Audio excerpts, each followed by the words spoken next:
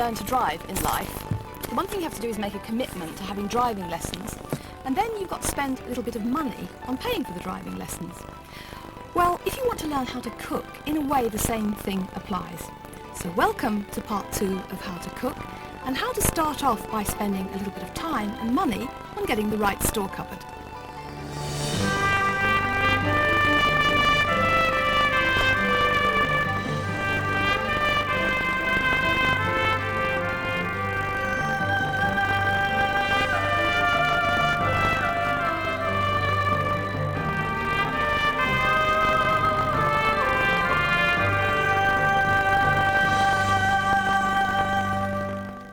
So we're going to kick off how to cook part 2 by me emptying out my store cupboard and showing you the kind of things that you need if you want to have a lifetime of interesting dishes. These are the kind of nucleus of ingredients that you need to have in your store cupboard if you want to cook more interestingly. And I'm not going to have time to mention each one individually, but I have written about each one. What I'm going to try and do is, as we go through how to cook, home in on some of these ingredients that we're going to be using in the recipes and explain why they should be in your store cupboard. First of all, I've got the baking group. We've got vanilla pods, vanilla extract, unrefined sugar, very important, and molasses, golden syrup and ginger, and we'll be talking more about ginger later. I suppose I have to warn you that this is the most expensive bit, because this is the booze. But I also think that some of these bottles actually don't cost a lot of money, because what's happening is you're just using a little bit here and a little bit there. It's not that expensive over a long period of time. Now we've got various spices which we're going to be talking about in detail later on in this programme. But I also think buying whole spices and roasting them yourself is so much better than buying them ready ground or buying curry paste. Then we've got the Oriental group here, and we'll be looking at those in just a moment. Porcini mushrooms dried, they're in the store cupboard here. Olives, capers, lovely ingredient, capers, and you can have salted capers which have a lovely strong sort of salty flavour, and you can have them preserved in vinegar which is a milder flavour. But all these things are so important for getting flavour into your cooking. This you'll be familiar with. This is obviously Worcester sauce. We've got soy sauce, going to talk about much more about that in a moment. This is like the answer to the cook's prayer, because this is powdered vegetable bouillon, it's called, and always have that in your larder. Anytime you need stock, make a soup, there it is, instant. All you do is put it in hot water. Another good ingredient here is organic tomato ketchup. Has no sugar in it, unlike all the others that are sort of packed with sugar. This has no sugar, so it's really true to its tomato flavour.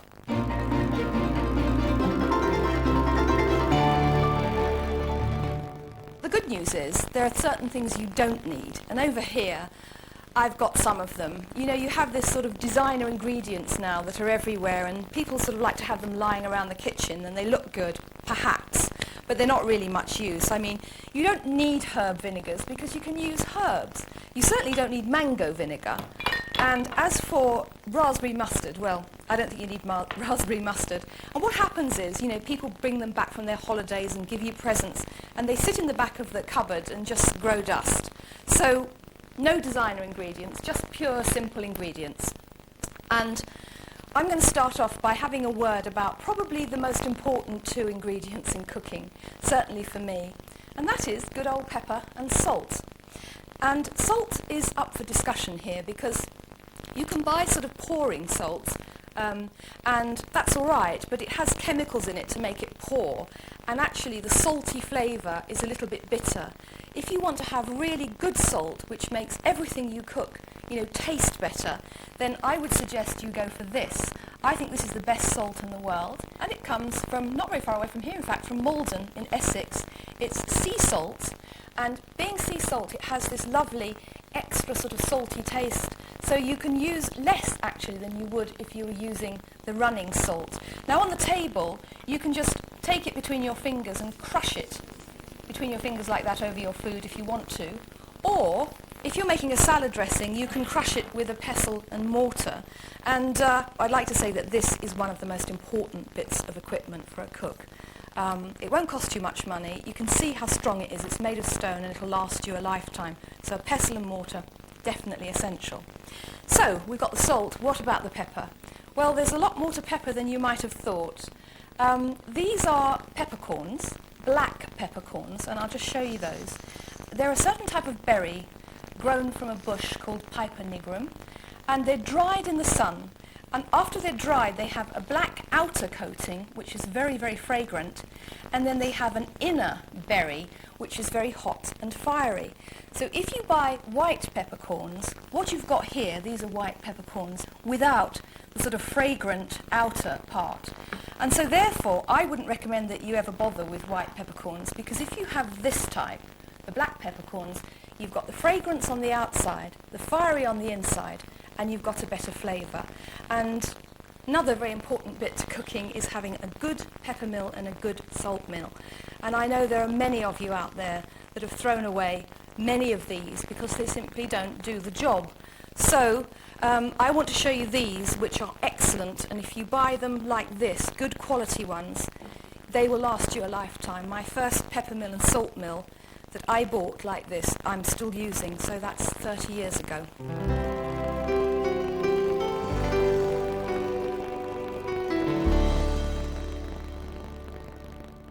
Well, the idea behind having a well-stocked store cupboard is that you can rush home from work and cook yourself a really brilliant meal in about half an hour flat.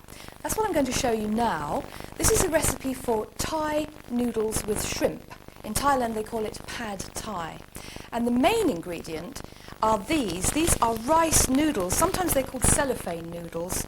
And they come in 3 different sizes. This is the medium size. You can get very thin thread noodles and you can get them slightly bigger. Then this ingredient here is dried shrimp. Now, if you ever bought a packet of frozen prawns and defrosted them and tasted them, there's no flavour there, is there? But shrimps have all the flavour of the sea. And when you dry them, you've got the concentrated flavour of shrimp. So it's just a wonderful ingredient, and you only have to use very little to get that marvellous sort of seafood taste. So dried shrimps, and then here is Thai fish sauce. If you think fish sauce sounds a bit ugh, then let me just take you back to Worcester sauce, which we talked about a little bit earlier. Worcester sauce is actually made from fish. It's made from fermented anchovies. And this is another version, an Eastern version, if you like, of Worcester sauce. It has all the authentic Thai flavour in it, which you want to get into this kind of dish. And also, it's quite salty, so you don't need to use salt. It sort of takes the place of salt. Now, these don't need to be cooked, but they do need to be soaked. So I'm just going to show you what happens. Here I've got 4 ounces of the noodles, and what I'm going to do is pour boiling water over them. And it's quite a convenient recipe, this, because what you do is you just let them soak for 10 minutes, same with the shrimps. I've got 2 rounded tablespoons of dried shrimps there, and they're going to soak in boiling water for 10 minutes. So that gives you a chance to get everything else ready. Now really this is a kind of a stir-fried dish, and the secret of good, easy, hassle-free stir-frying is to have everything all lined up and ready to go before you start cooking. But since we've been doing How to Cook on television and you've all been writing to me, I've learnt that you need to see more than things being chopped going into the saucepan. Sometimes you need to know how they're prepared. So 2 ingredients I've got here are chilies and garlic. I'm going to show you how to prepare them. First of all, garlic. Sometimes beginners don't even know what a head of garlic is. So a head of garlic is all the cloves all together, and a clove of garlic is one that you just take out. And then how to prepare that? The skin, the papery skin needs to come off, and you give it a good bash. Once you've given it a bash, the skin becomes loose, and you can take the skin off very, very easily. Sometimes we put it through a crusher, but this is going to be chopped garlic, so all you do is slice it first, and then you just put the little slices like that, chop them with your knife into little pieces, and then when you've got it all, use your knife going across it to chop it really, really finely. So that's how to prepare a clove of garlic. Next we've got 2 chilies. What type of chili should you use? Well, you can have many, many chilies, and they've all got different temperatures, or if you like, the degrees of heat. But a good guide is that if you buy fat ones like this, they're milder. They've still got the kick, they've still got the piquancy, but they're milder.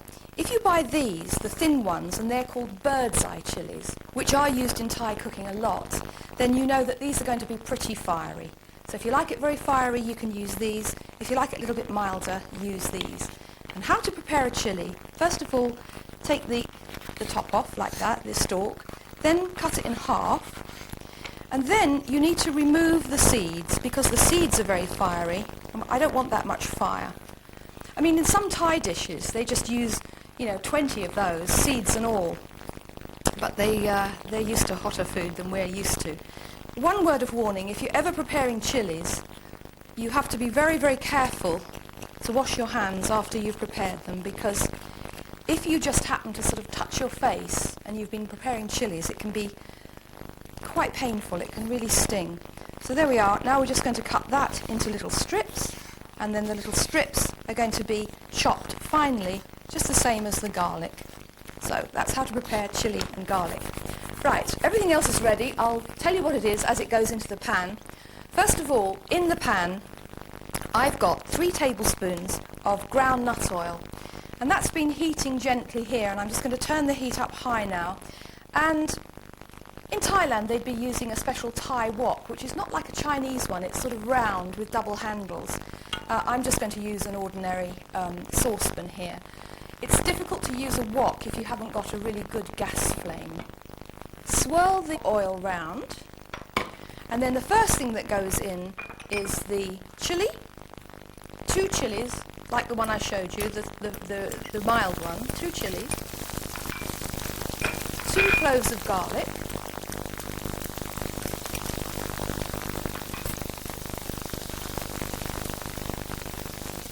The onions, so they all go in together, and then they'll need about a minute in the hot pan to a minute and a half until the onion begins to look tender.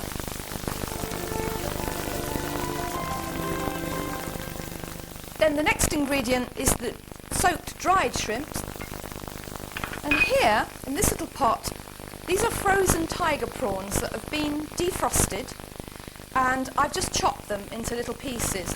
And you can see as they go in, they look sort of lovely, translucent blue they look. And then in 2 minutes, what will happen is that they'll turn a lovely, juicy prawn pink colour. I just love watching that blue turn into pink while I'm cooking. It's really nice. So they're all lovely and ready to go. And what we now need to add is, first of all, 2 tablespoons of Thai fish sauce. And then I'm going to use the juice of a lime. And I love using this now. This is one of my favourite bits of equipment, where you just stick that into the lime and turn it round. You need a nice, large, juicy lime for this. And then all the juice comes pouring out. And once the fish sauce goes in, you're in Thailand. You can smell Thai cooking. That's that. Now I'm going to go and get my soaked noodles. After they've been soaked in hot water, you put them straight into cold water and drain them. And here they are. If you don't put them in cold water straight away, they go all claggy. But these are nice and loose, so in they go next. And then I'm just going to stir those around a little bit to get all those other ingredients and flavours mixed into them. And then the final ingredient that's going to go into the main part of this dish, there is a garnish, but the final ingredient is 2 beaten eggs. Now what you do is, you beat the eggs up and then you pour them in. And those of you who are with me on part 1 will remember, when you make an omelette, you pour the egg in the pan and you just shake it around a bit and leave it to settle for about 1 minute.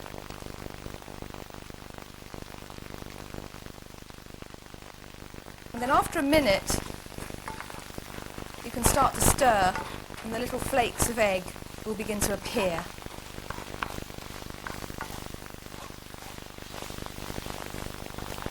Now we've got a garnish for this, and the garnish is 3 ingredients.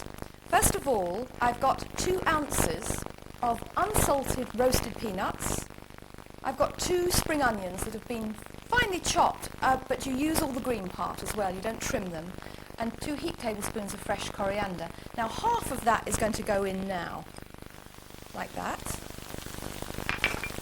and half of that begins to look very colourful now, and half of that. 1 brief stir, and this is now ready to serve. So what you need to do is have ready a hot serving plate, if you're going to serve it on a serving plate. There we go. Onto the plate go the noodles, like that. And then, finally, the rest of the garnish gets sprinkled on the top. So you've got some crunch with the peanuts, and you've got the lovely flavour of chopped spring onions, and then finally the coriander leaves. And that is pad thai, or Thai noodles with shrimps. English mustard is the one and only British spice. But it needs to be treated carefully. You have to mix it with cold water and leave it aside for about 10 or 15 minutes to really develop its kick. This is a recipe using 2 mustards. The first one is English mustard powder, and the second one is whole grain mustard.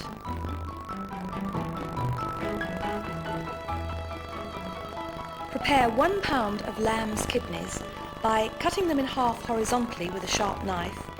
Then, using kitchen scissors, cut out the white core and then peel off the outside skin. Fry the kidneys for 3 minutes, turning halfway through. Then remove them from the pan, add the onion and then the mushrooms. When the juices begin to run, stir in 3 fluid ounces of dry white wine and reduce the wine before adding a teaspoon of mustard powder and 2 heaped teaspoons of grain mustard. This is a 200 ml tub of creme fraiche.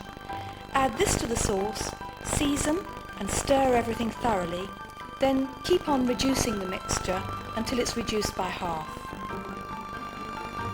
Finally, return the kidneys and their juices to the pan, stir again, and then heat through for about 1 minute before serving. This will be enough for 2 or 3 people. Well, one of the essential ingredients for a well-stocked store cupboard is having spices.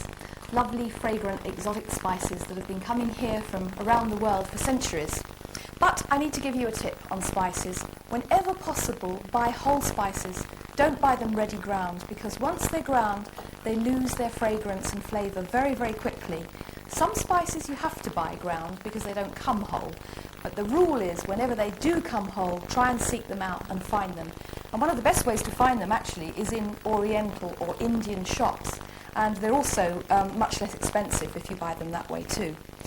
Now, to show you a recipe using spices and how to deal with them, I'm going to show you my version of an Indian type recipe called meat do piazza.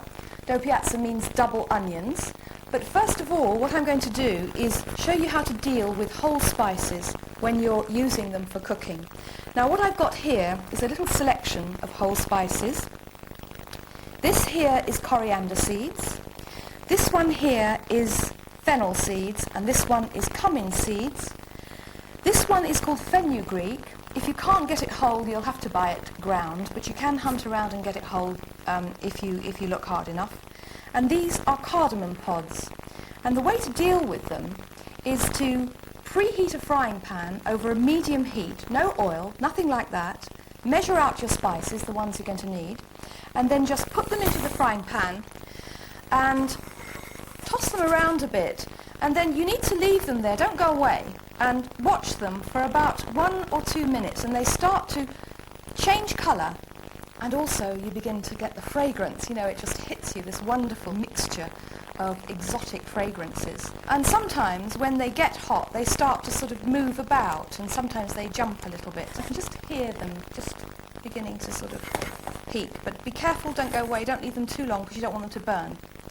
Then, having brought them back to life by roasting them, you then put them into your pestle and mortar, which we've already talked about, like that, and then just go in heftily and crush them. And I had a letter when I did part one. Remember we made an egg curry? I had a letter from somebody saying, why did you make me go out and spend all that money and have to go to the bother of roasting and grinding spices? Why couldn't I just use a good curry paste? Well, the reason is that if you're going to cook something exotic, then you need to have as much flavour as you can get. There's no point in cooking unless you get the maximum amount of flavour. And whole spices will last for about a year. So just keep going on like that until they're ground to a fine powder, and then you can use them to put in your curry. The curry we're making today begins with garlic, fresh ginger and green chillies. And the stars we're using from the spice cupboard are cardamom pods, coriander, cumin, fennel seeds and pre-ground fenugreek powder, and lastly turmeric. This is called curried beef dough piazza, and dough piazza means double onions. So you need a pound of onions sliced like this into half moon shapes. Begin by browning the onions and then add the garlic and chilli and cook for a few minutes. Next add 2 pounds of chuck steak which has been cut into cubes and browned a few pieces at a time first. Stir the beef into the onions, then add the crushed spices with the turmeric, fenugreek, ginger and 2 medium tomatoes skinned and chopped. Now another store cupboard ingredient. This is 3 ounces of creamed coconut which is grated and combined with hot water. Add this to the curry along with 5 fluid ounces of natural yogurt, stir and then let it all simmer really gently for 2 hours. Then just before it goes to the table, add the juice of a fresh lime, a tablespoon of coriander leaves, serve with basmati rice and some coriander chutney.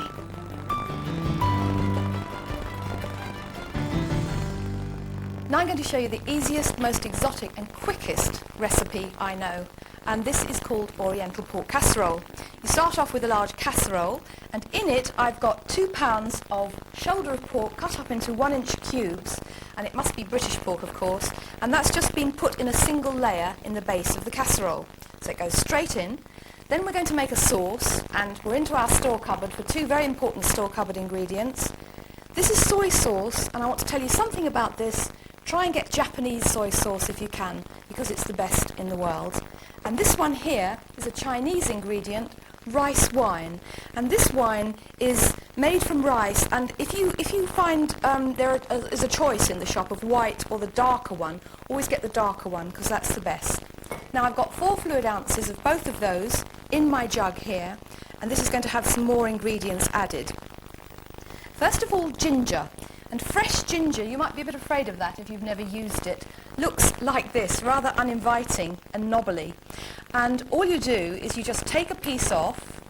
You don't keep it in the store cupboard, you keep it in the fridge actually, in a polythene bag.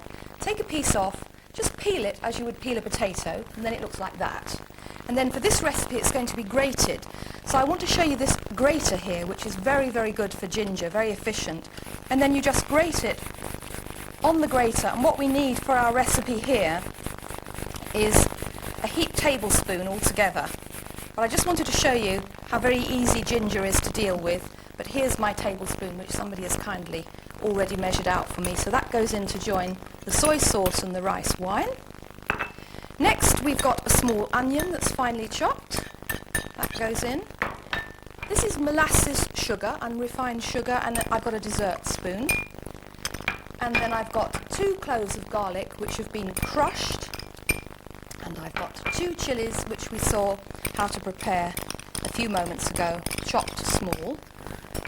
Told you how easy it was. All you do now is you give that a good whisk, and then you just simply pour it over the pork. So there's no browning, nothing like that. That just gets poured over the pork as evenly as possible. And then you turn the heat on, bring it up to simmering point, but we've got 2 more ingredients from the store cupboard again. This one is cinnamon, whole cinnamon sticks, so I'm going to put 2 of those in. And then this is a lovely Chinese spice. This is called star anise, and it's shaped like a star, as you can see, and each petal holds a little seed, and the seed, during the cooking, releases a lovely sort of aniseed flavour. You'll soon have your kitchen smelling like a Chinese restaurant when you make this. So in that goes, put the lid on, and then it's cooked for just 1.5 hours, and you can go away and forget all about it. But you come back halfway through, turn the pieces of meat over, and then finish the cooking time.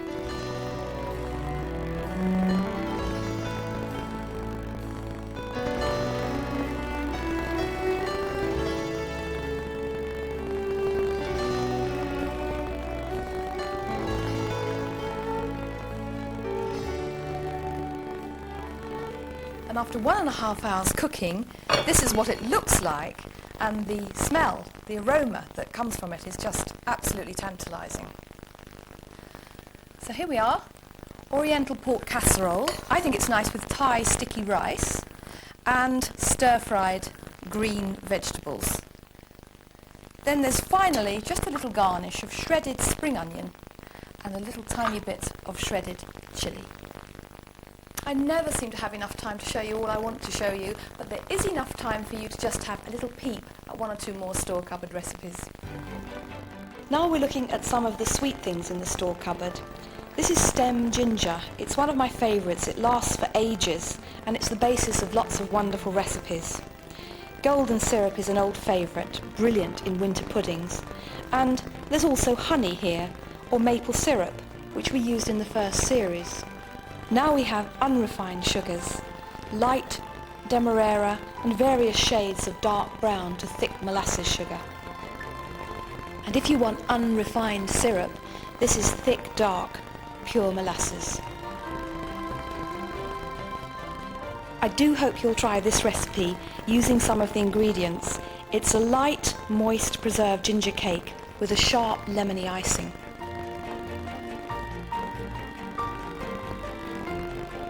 Now we're back to savoury recipes, and this is called anchoyade, a lovely snack from Provence to serve on baked croutes of bread. It's a mixture of crushed anchovies, olives, onion, garlic and tomatoes with oregano, marjoram and parsley. This is a recipe from the Caribbean. Thick pork chops, served with a wet jerk seasoning, which is made with spices and molasses. And to go with them, I prepared this pineapple salsa, which gives a lovely sweet edge to complement the kick of the pork.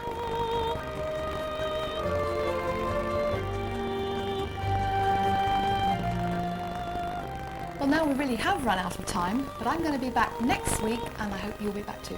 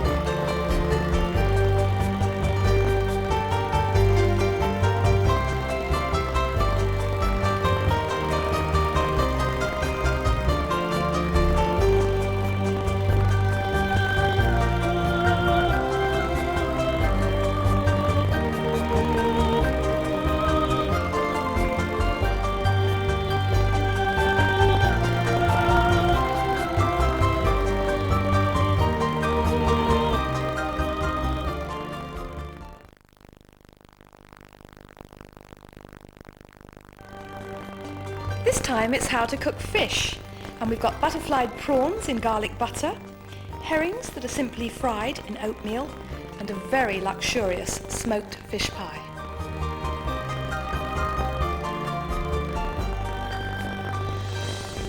Why is it, do you think, that we live in a group of beautiful islands surrounded by the sea that we don't actually eat enough fish? Well, over the years I've been writing recipes and doing television programmes and receiving lots of letters. I think the main reason is fear. We want to eat fish when we're in restaurants, but we're afraid of cooking it, afraid of handling it and all that goes with cooking it. Now, why are we afraid? I think there's some kind of myth that was propagated years ago when people landed fish straight from the sea and it had to be gutted and scaled, and all that is terrifying. But nowadays we live in the age of modern fishmongers. They will do all the work for you. It doesn't need a lot of handling at all. And don't forget that, in my opinion, fish is the 21st century food. It's got everything going for it that we want in the modern diet.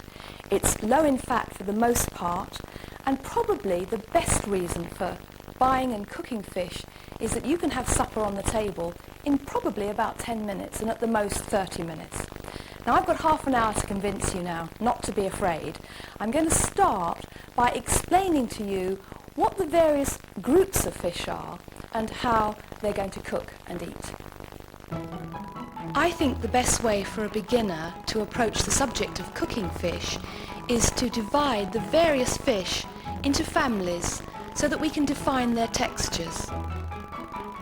The first family of fish contains probably the ones that we're most familiar with, cod and haddock, which you can recognise by the black stripe along the side.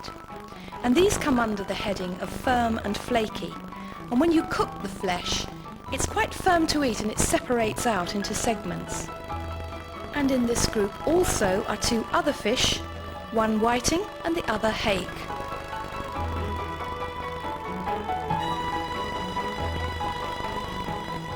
This is the firm and meaty family, firstly turbot and halibut, which have much more bite and can stand up to more vigorous cooking. Also in this firm and meaty league are monkfish tails. Then we come to the more delicate fish. This is plaice with delicate soft flesh and a lovely flavour. Delicate fish are usually flat, and lemon sole, Dover sole or skate come into this category. Now, as a complete contrast, these are oily fish with lots of gutsy flavour.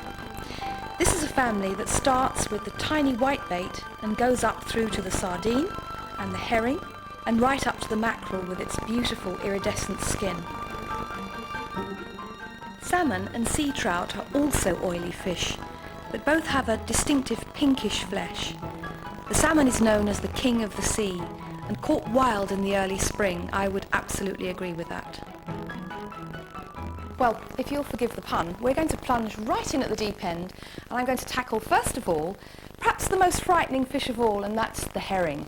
Now, I've got a little campaign going about herrings because I can't understand why everybody goes mad for sardines from the Mediterranean that have to be frozen and shipped over, and they sometimes ignore this wonderful fish called the herring that's fished in our own waters, and it belongs to the same family. Now, what's good about a herring is you get more for your money because they're much juicier, they're bigger, and they're fatter. And the thing they've all got in common, those four fish, is they have lots of lovely gutsy flavour, and that's why I'm campaigning for them. So now I hope I'm going to take the fear away and show you how to deal with a herring. First of all, a good fishmonger will prepare it for you. He'll gut it, he'll remove the scales, take the head off. We want the tail on, I'll tell you about that in a minute. And then when you get it home, if the guts have been removed from the top here, you might need to just slit the belly open with a pair of scissors. And then there's a fin here that needs to be snipped off with the scissors. Then the next thing you do is you put your herring like that onto a board so that it's sitting sort of upright, and there's another little fin here that's going to come off and another one here that's going to come off. And then, having sat it upright on your board, you then need to flatten it out. Now, you can use a rolling pin, but I think it's okay just to use your fist and give it a few hefty bashes, so we'll do that.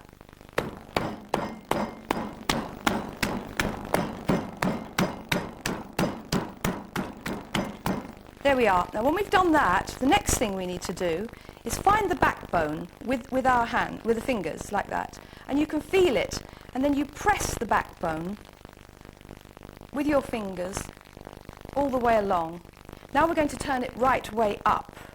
And then you can see the bone, the backbone here, the beginning of it. You can take a little knife if it'll help you, and then you just pull. And what happens is the backbone comes away, and all the little bones coming off it will come away as well. And any that you've missed, you can just pull out with your fingers like that, or you can take eyebrow tweezers. That's sometimes helpful, removing all the rest of the little bones. Now there's a row of bones here that have been under the sort of tummy flap, and we don't need those. So we're going to cut those away with the scissors, like that. And do the same on the other side, like that. Now the recipe I'm going to show you, you could of course fold it up like that, make some cuts in it, and it's very nice on the barbecue. But I'm going to show you today a traditional Scottish recipe, which is herring fried in oatmeal. And what happens to the herring is you wash it, dry it very carefully with some kitchen paper, season it, and then you dip it first into flour, then into beaten egg, and then into this lovely ingredient, which is coarse oatmeal. And you'll find coarse oatmeal is available at health food and whole food shops. And what I've done here is it's got flour on this side, but on this side it's got the coarse oatmeal. And what that does is it gives it a lovely crusty, crunchy crust when you eat it. And all that's going to need now, which I think is ready, is a hot frying pan.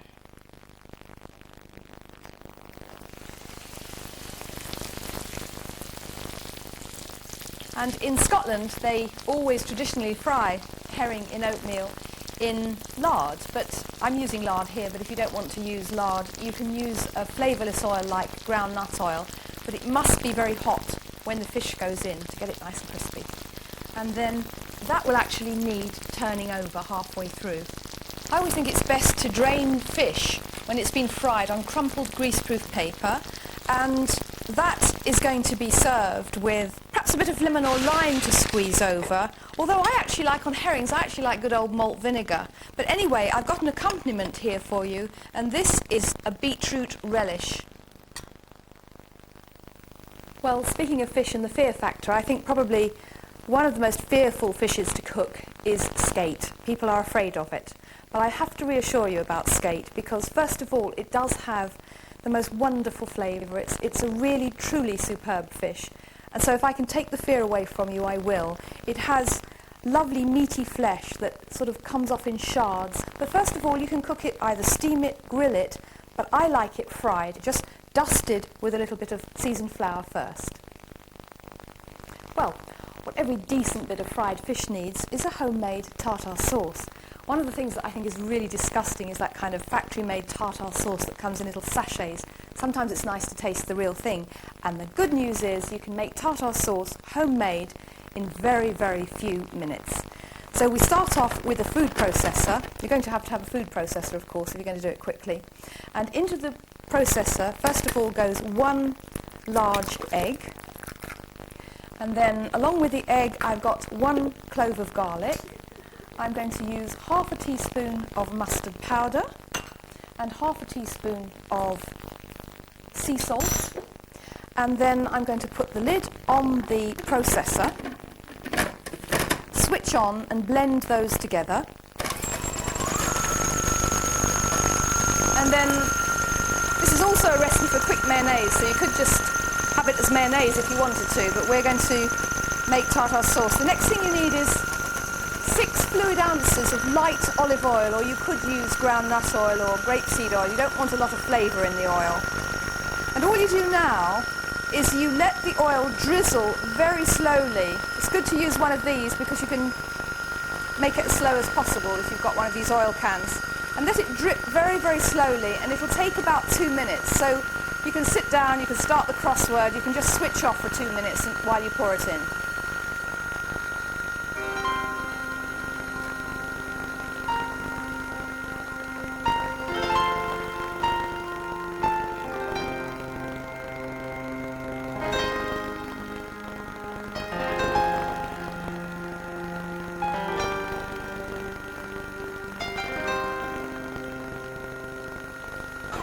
Right, then we can switch off, and I had it running on quite a slow speed there. You might have to taste to check the seasoning, and you will need to have some freshly milled pepper in there. But now we're going to add lots of other goodies, some lemon juice, and these are 2 more store cupboard ingredients. You know, we were in the store cupboard last week. This is salted capers, and these are cornichons. And cornichons, don't confuse them with gherkins, because gherkins are a little bit sharp. But cornichons are crisper and better, and they're very widely available now. So, in go a tablespoon of capers, and they've been rinsed under the tap to get rid of the salt. And then 4 cornichons, and this is a tablespoon of parsley. And what they're going to now, and what's going to happen to them now, is we're going to chop them with the processor by switching it to a pulse movement. And then it's quite fun to just stand back and watch it chop. Now you can have it very finely chopped, or you can have it chunky. I'm of the chunky school myself. And then off. Now I just want you to just have a look at that now. I'm going to take the blade out first. And it couldn't be quicker, it couldn't be easier, and that is homemade tartar sauce. Keep it in a screw-top jar in the refrigerator, and it will keep for up to a week. And here we have our beautiful piece of golden fried skate, our lovely homemade tartar sauce, which you've just seen. The skate will take about 4 minutes on each side, and the sauce, as you saw, will probably take about 4 minutes from start to finish. But, as promised, I'm now going to show you why you shouldn't be afraid of eating skate. All you do is you just take your knife and just slide the flesh away from the bones like this. There's that beautiful flesh. See how easily it comes away? It just slides away. There's no need to be worried. Then you turn it over and eat the flesh off the other side. So I hope I've taken your fear away, and I do hope you're going to try frying skate. This beautiful dish here is char-grilled tuna with a warm coriander and caper vinaigrette. Fresh tuna has a lovely meaty texture, all of its own, not like any other fish. To cook it, preheat a top of the stove char grill until it's very hot. You'll need to preheat it for about 10 minutes. Then brush the tuna steak on both sides with olive oil and season each side with salt and pepper. Now put the tuna on the hot grill and give it 2 minutes on each side to get that lovely charred ridge pattern. Meanwhile, take the juice of a fresh lime and a crushed clove of garlic, combine them in a bowl with the grated zest of the lime, add a heaped tablespoon each of capers, chopped coriander leaves and a chopped shallot. Then add 2 tablespoons of extra virgin olive oil, 1 of white wine vinegar and 1 heaped tablespoon of grain mustard.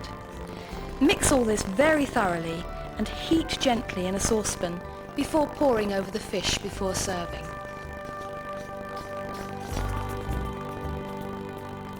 Now, still in the mode of how easy it is to cook fish, we're going to move on and cook some fish in the oven this time. And the recipe I want to show you is for oven roasted fish with potatoes and salsa verde.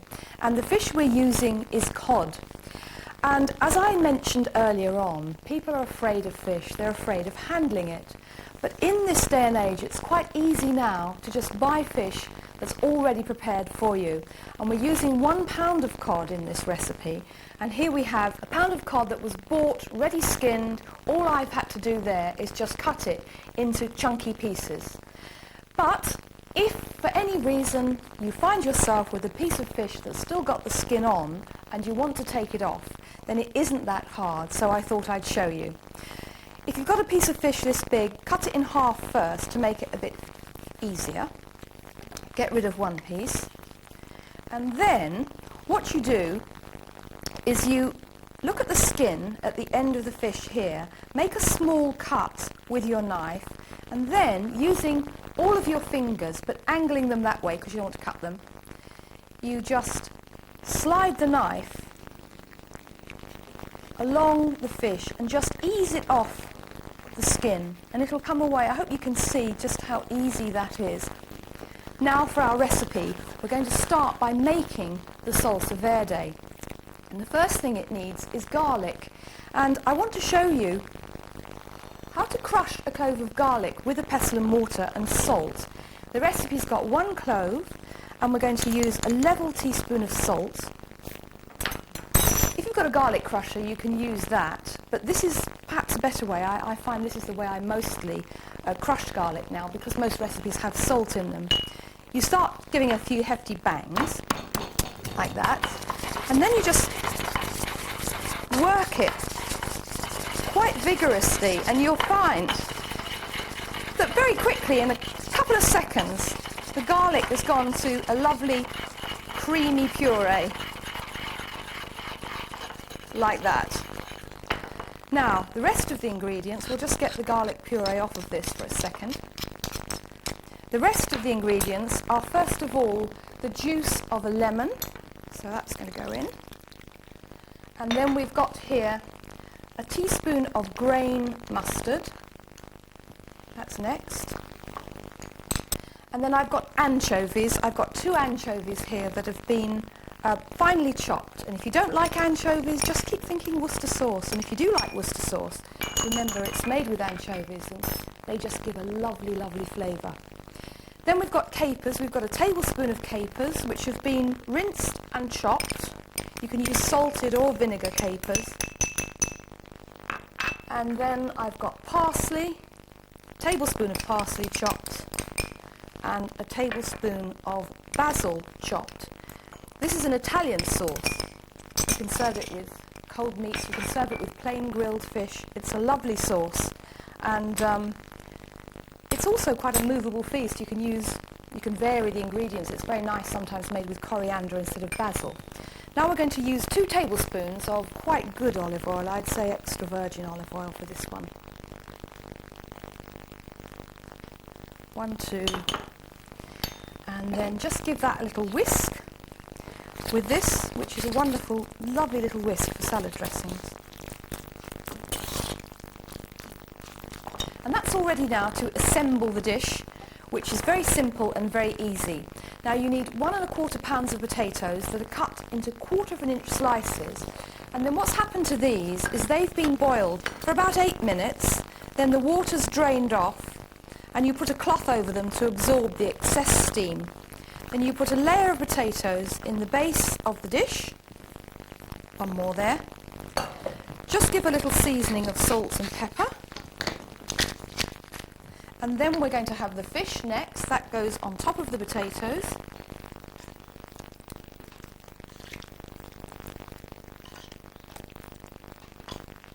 Like that. And then on top of the fish and the potatoes goes this beautiful sauce, which is going to give all that lovely sort of Italian Mediterranean flavour. Now just sort of flatten it out a little bit. And then finally, we're going to put the next layer of potatoes on the top.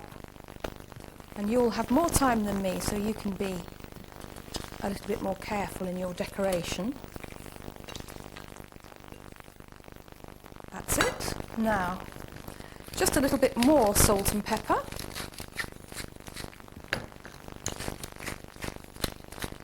And then finally, the top layer of potatoes has just a little brushing of olive oil, and that's going to make them nice and brown and crisp. And then the final Italian ingredient is this. This is Parmigiano Reggiano, Parmesan cheese, freshly grated, a tablespoon of that on the top. And that goes into a preheated oven, gas marked 6 or 400 degrees. Put it on a high shelf, and it'll only take half an hour to cook. And there we are. The aroma is wonderful, and as you can see, there's lovely, crisp, crunchy potatoes on the top, and then underneath, lots of lovely, succulent fish with that rather special sauce. And what I would like to serve with that, apart from some chilled white wine, is a nice green salad with a lemony dressing, and then you've got the crispy potatoes and the lovely, succulent fish underneath.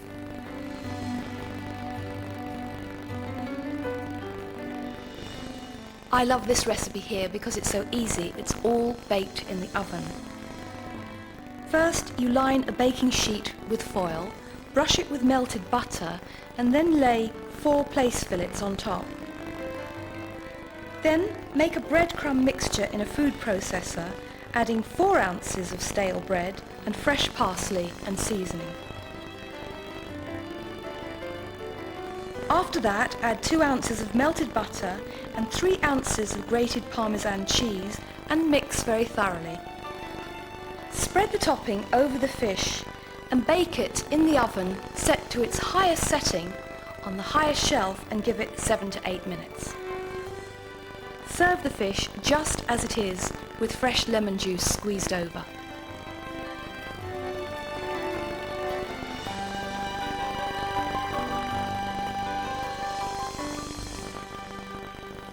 Well, when it comes to fish, one of the things the British really excel at, probably the best in the world at, is curing and smoking. For centuries we've been curing and smoking fish, and well, this one here, the first one I want to show you, is a kipper, and nobody can make a kipper like we can in Britain. And they can be grilled or fried or jugged just in hot water, but the best way to cook a kipper is in the open air on a barbecue. If you've never tried barbecued kippers, I suggest you do when the summer comes. Then we've got smoked haddock here. Now this is a nice big fat haddock, and traditionally finnan haddock is smoked on the bone like that. And I'm one of these people that I quite like eating fish on the bone. I think it has a lot of extra flavour, and that would be very nice with a couple of poached eggs on top. Next door, we've got something called an Arbroath smoky. Now this is a small haddock, and what they do is they hot smoke them for many hours so that they actually turn a lovely bronze colour, and the flavour is really smoky. You can just heat it up in a little cream with some brown bread and butter, and it's wonderful. These are called golden cutlets, and they have dye in them, which makes them the lovely yellow colour, but it's still the haddock, the tiny haddock, and that's also nice with the poached egg if you've got a smaller appetite than that one. And here is the haddock, just like this one, but this one's had the bone taken out, and this is undyed, so it's not so yellow. But beware, when you buy smoked haddock, make sure if it's undyed that it is a nice yellowy creamy colour, because sometimes it's not smoky enough, and I think if you're going to have smoked haddock you want to taste the smoke. And then finally, smoked salmon, the king of fish that's smoked and then thinly sliced. And one little tip I have to give you is when you're buying smoked salmon, always make sure that the little fat lines in the fish are thin. If you get really white stripy pieces of fat, then it's not good salmon. This is a very luxurious version of fish pie made with smoked fish, and it would be very good for entertaining. Start by poaching undyed haddock fillet in milk with a bay leaf and seasoning for about 10 minutes, reserving the poaching liquid. Then flake the haddock pieces into a bowl along with kipper, Arbroath smoky, smoked salmon, chopped hard-boiled egg, cornichons and capers. Next, chop 3 tablespoons of parsley and add this to a white sauce that you've made with the poaching milk and finished off with single cream. Now add a tablespoon of lemon juice to the smoked fish before mixing in the parsley sauce. Transfer the mixture to a buttered baking dish and cover with creamy mashed potatoes made with crème fraîche. Then decorate the surface with a knife to make a pattern and sprinkle over a mixture of Gruyere and Parmesan cheese. Now bake on a high shelf in the oven for 30 to 40 minutes or until the top is nicely tinged and golden brown.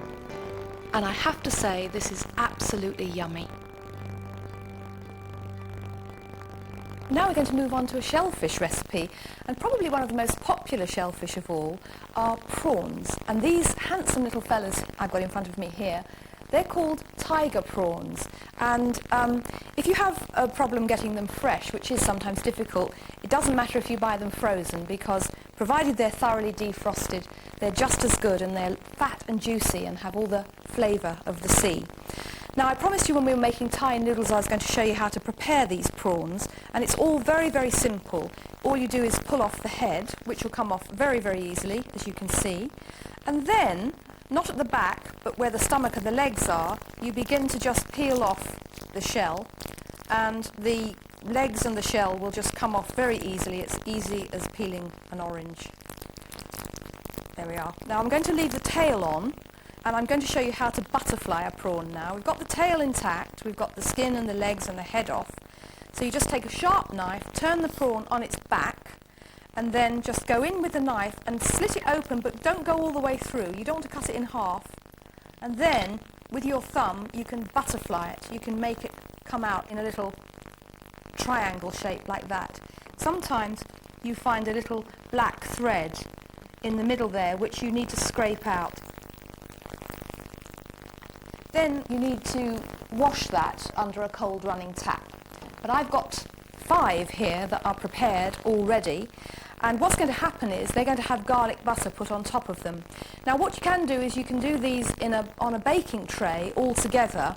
You need 5 per person, and this is for 4, so you'd need 20 altogether.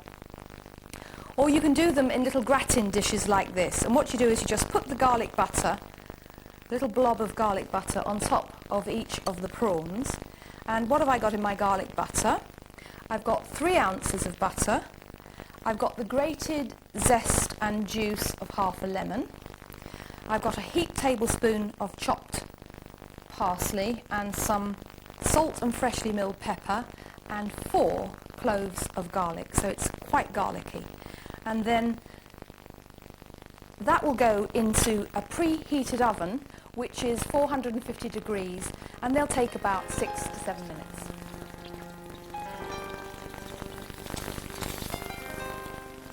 How do you know when they're cooked? Because they sizzle.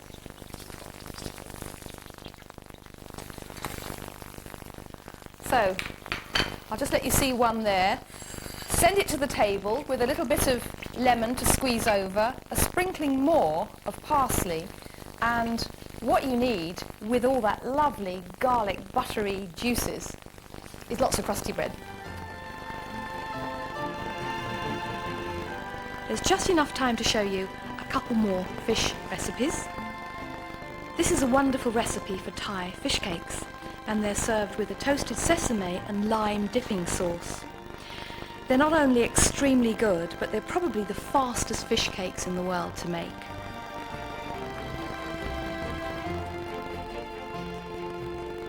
This sounds very glamorous, tiger prawn risotto with lobster sauce.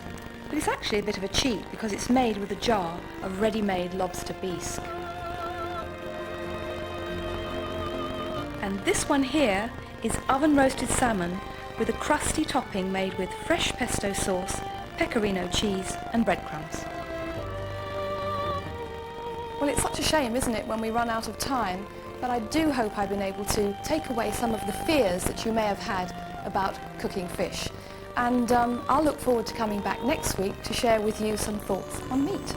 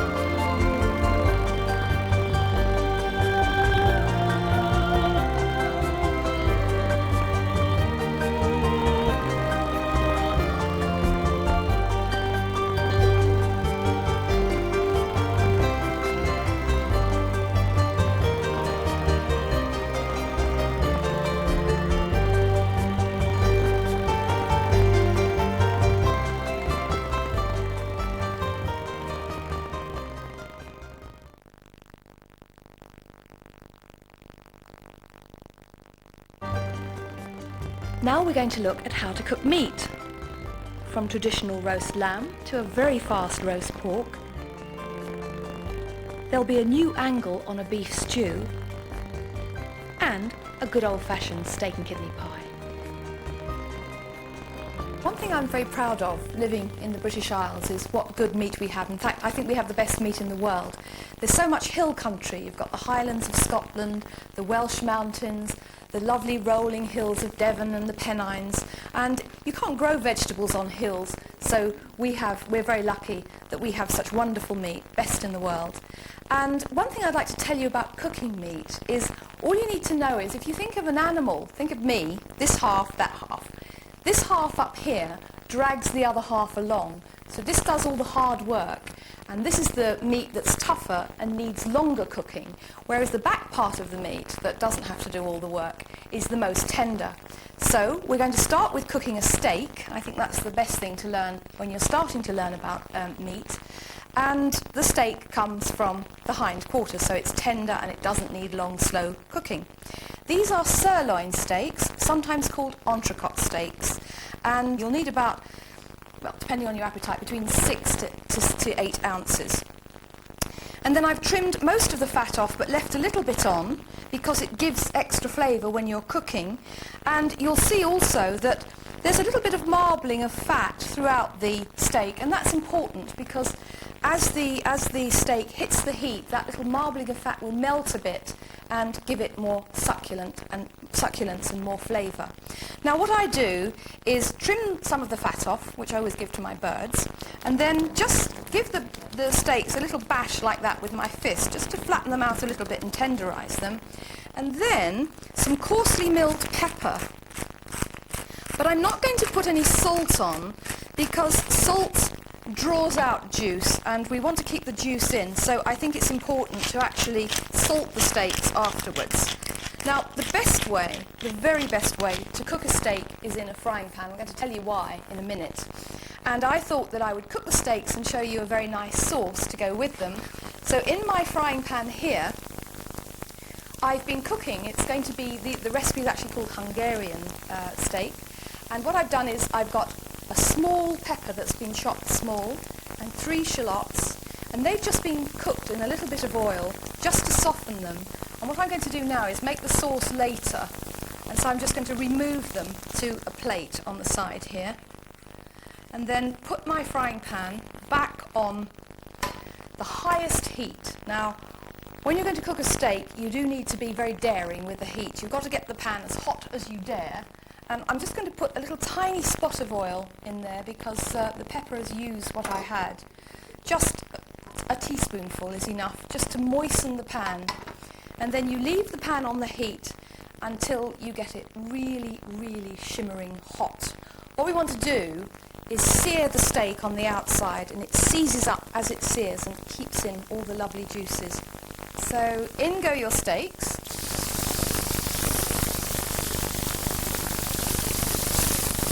And they should make a nice big sizzle like that. And then use a tablespoon and just press it down gently so that the surface of the steak will come into close contact with the heat of the pan. Now I told you I would tell you why a frying pan and not a grill. Well, while you're cooking steak, some of the juices will run out. We don't want them to run out, but some of them inevitably will. If you cook them in a frying pan, you've got all the juice there, it's still in the pan at the end. And if you weren't making a sauce, as I'm going to make, and you just wanted plain steak, then when you turn it out onto your plate, you can spoon all those lovely meaty juices over the steak. Now, how do you like your steak cooked? I would say that they would need, if you want to eat your steak medium, they would need about 3 minutes each side. If you want them rare, 1.5 to 2 minutes each side, and if you want them well done, then 4 minutes each side. And sometimes it's a good idea to just put a timer on while you're doing steaks, because, well, when you're my age, you get a bit absent-minded sometimes and forget how long they've been there. So now we're halfway through the cooking time, so we're going to turn the steaks over onto the other side. And you can see how nice and crisp and crusty they are. And then, because I want to show you this sauce, this Hungarian sauce, to serve with the steak, I'm going to let them cook for a couple of minutes, and then 1 minute before the end I'm going to make the sauce.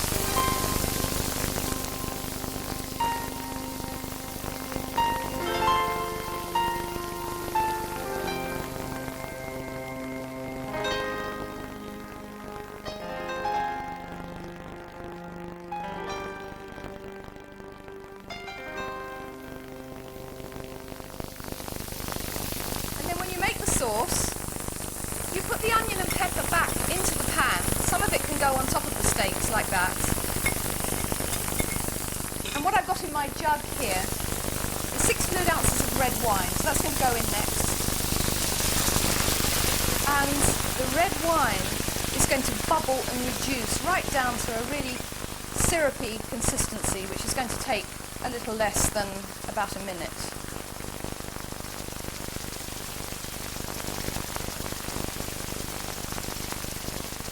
Now you can see how that's bubbled down now and become quite syrupy. So it's going to have one more ingredient, and that is this, which is half-fat creme fraiche, wonderful cooking ingredient, behaves well with heat. And I'm just going to stir that into the sauce, which will make it thicker, and let it just bubble and reduce a bit more.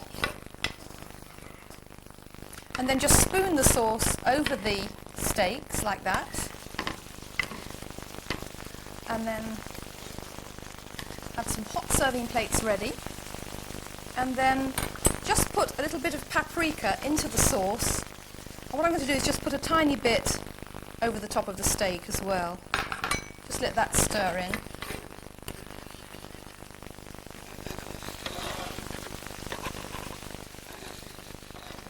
All the time you're doing this, it's going down and down and getting more and more syrupy. So here we are, have a hot serving plate ready. Serve 1 steak per person, a little bit of sauce over the top, and garnish it perhaps with a little bit of watercress before it goes to the table, and that would be lovely, with some lovely crunchy jacket potatoes and maybe a nice crisp green salad.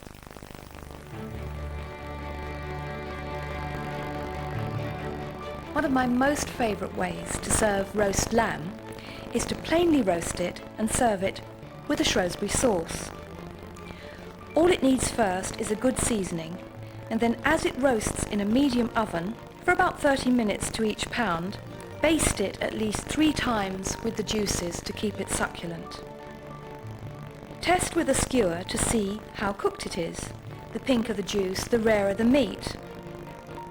When it's cooked, leave it to rest, pour off the fat, and make a sauce by stirring in flour and mustard powder to the juices. Next, add a pint of Beaujolais, and when it's incorporated, add red currant jelly, lemon juice, and Worcester sauce. Add some seasoning and whisk until the jelly has completely dissolved. Then let the sauce bubble and reduce for about 15 minutes and serve it with the carved lamb.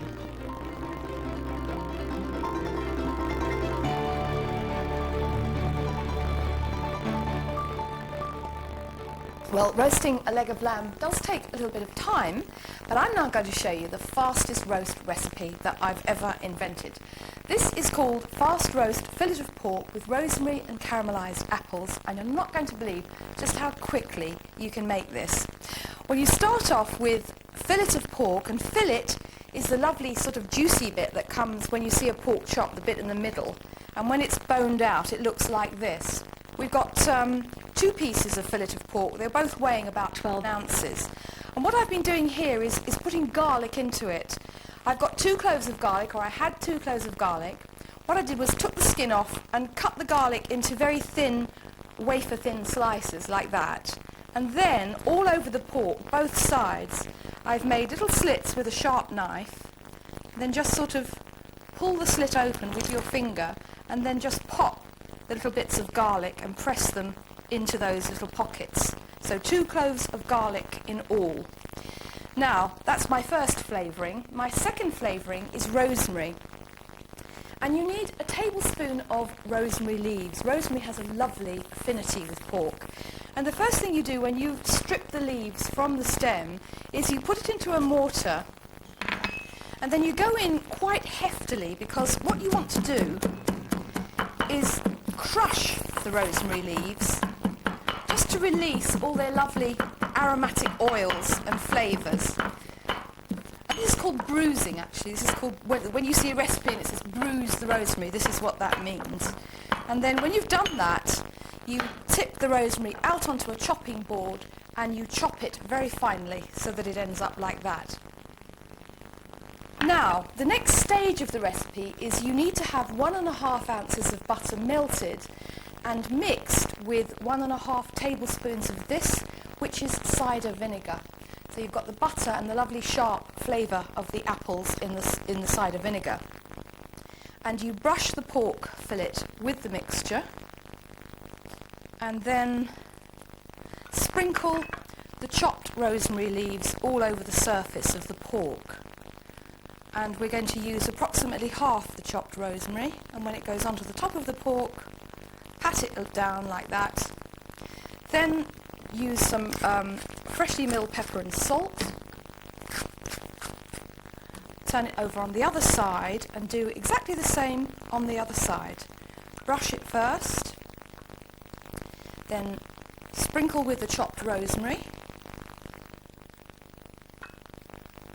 and that's now all ready. We go over to a baking tray, and the baking tray has been fairly well buttered, and the first thing I'm going to do, it's a good solid roasting tray. You need a really good solid one for this recipe. I'll tell you why in a minute. You sprinkle a small chopped onion onto the tray, and then you place the pork fillet on top of the onion. And then here I've got apples. I've got 3 Granny Smith apples, and they have been brushed with the rest of the butter and cider vinegar mixture. And once you've cored the apples, you cut them into 6 wedges from each apple, and I'm going to put them around the pork. Then you sprinkle the rest of the rosemary onto the apples, and I've discovered pork and apples have always gone well together, pork and rosemary, but pork, apples and rosemary is really 3 ingredients that really are made for each other. Now, I said caramelised apples, so the caramel will be in the shape of demerara sugar that goes onto the top of the apples like that.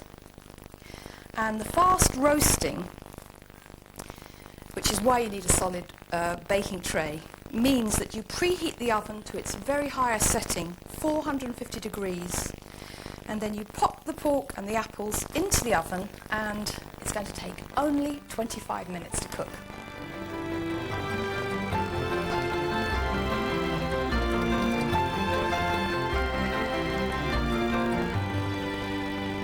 Well, when you remove the pork from the oven, one thing is very important to remember, and that is to give it some resting time before you carve it. So remove the pork and apples to a warm serving dish, cover them with foil. When you're roasting meat, what happens is the juices all bubble up to the surface in the heat of the oven. And when you give it this resting time, the juices have time to sort of seep back, and then you get more juicy meat. Now, after that, what I did was scrape all the sort of debris from the baking tray into my saucepan here, and all the little bits of caramelised onion. And what I did was I put the baking tray over a heat with a little bit of cider and just scraped it all off. Now, the sauce is going to be a cider sauce, and the first measurement of this, I used a bit already, but it was 8 fluid ounces of dry cider, and that's going to go in to join the baking tray scrapings.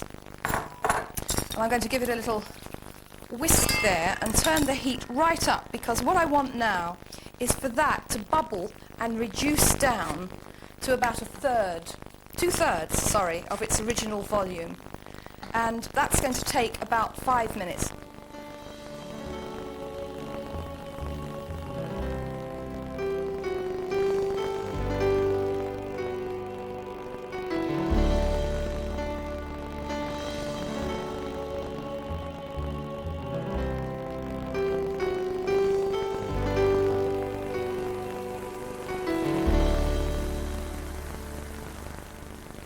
Now the cider has reduced down and become quite syrupy, and the smell is wonderful. It smells like an apple loft here. I'm now going to add this wonderful sauce ingredient, which is half-fat creme fraiche.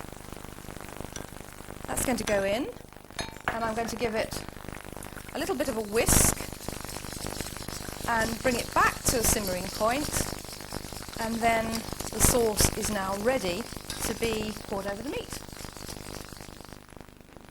What happens when you let meat rest is that all the juices that bubble up to the surface are allowed to soak back into it, and you can see just how succulent it is. I prefer to cut the meat thickly in slices like this, which are called medallions, rather than thinly sliced. Now you've got to think real luxury here.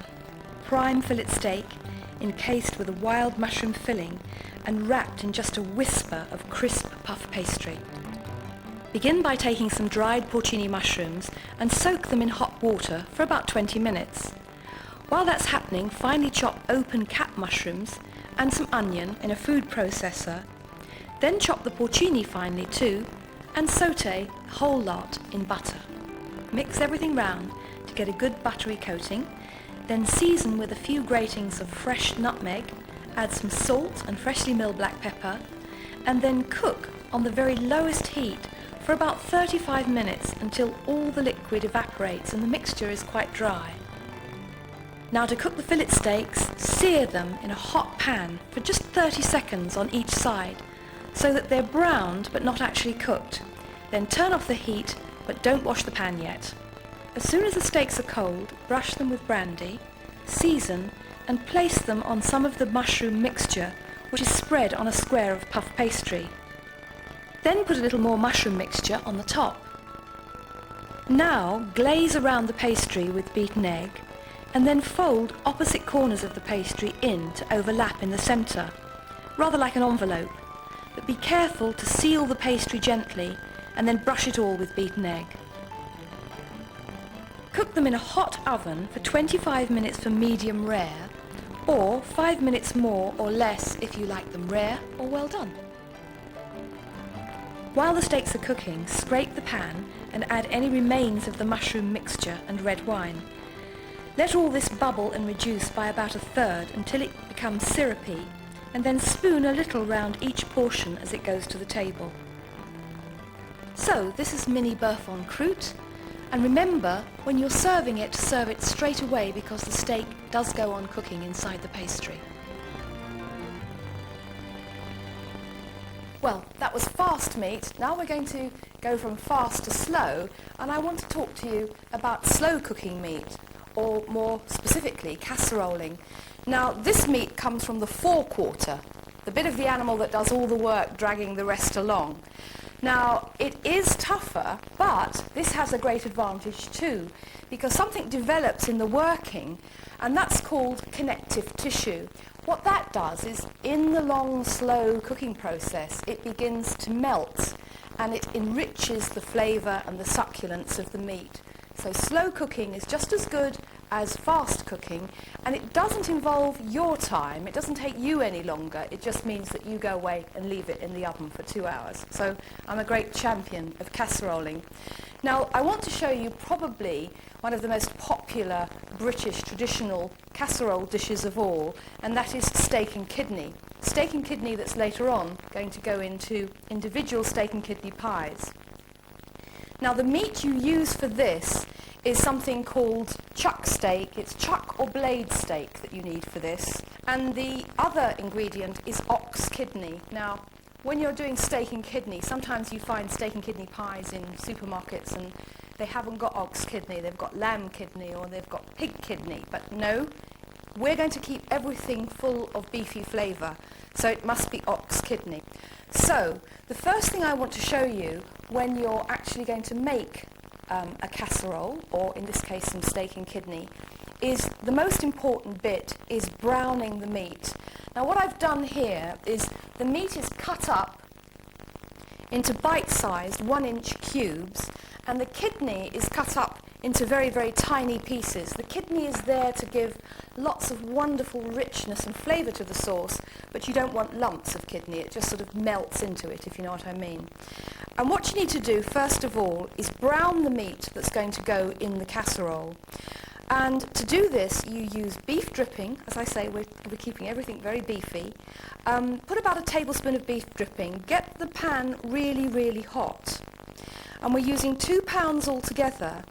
But what you need to learn, and this is the most important lesson you need to learn about casseroling, is when you're browning meat, you can only put 5 pieces of meat at a time in your cooking pot. You need to have the heat very hot too.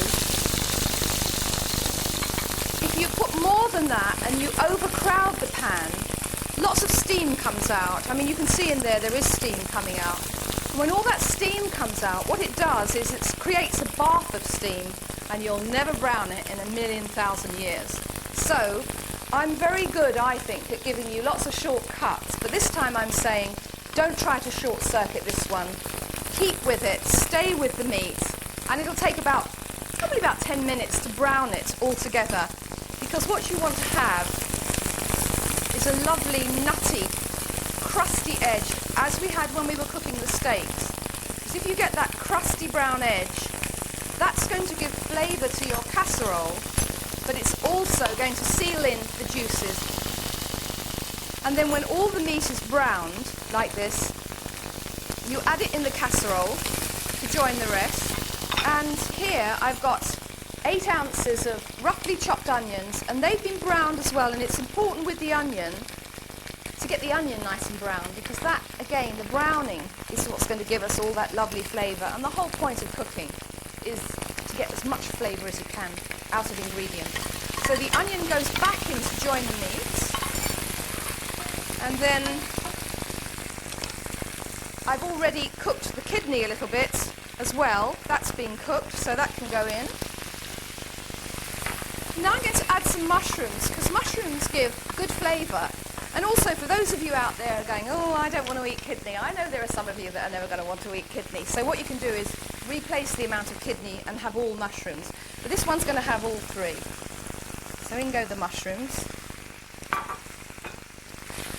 That gets stirred around. And then, when you're making a casserole, it's going to be served in a lovely thick sauce. And the way to achieve a lovely thick sauce is to use flour. First of all, though, I'm going to add some pepper and salt, a good seasoning, a very good seasoning of pepper and salt. And I'm just going to put a little bit of thyme, half a teaspoon of chopped thyme leaves, which will give a nice flavour. And I've got 2 tablespoons of flour. So the meat's cooking gently, and there's a little bit of fat in there, so the flour will be absorbed by the fat. So just sprinkle it in, then go back with a wooden spoon and stir the flour in. Now this is the time when, if you're a beginner making a casserole, that you're likely to panic, because you always think, oh, flour, lumps, and actually when you look at it now, it actually doesn't look very promising. But I promise you, you'll have to trust me, I promise you that there's nothing wrong. The flour just gets absorbed into the fat, and this is what's going to give us a lovely creamy sauce.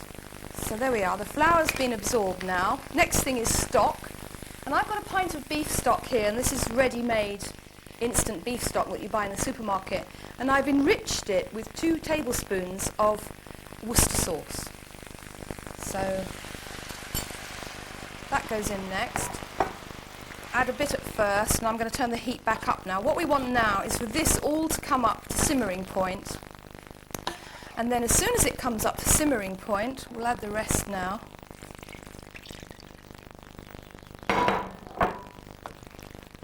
What you then do is you put a lid on the casserole, and the easiest way, you could cook it on top of the stove if you wanted to, if you've got a stove that can really, really gently cook.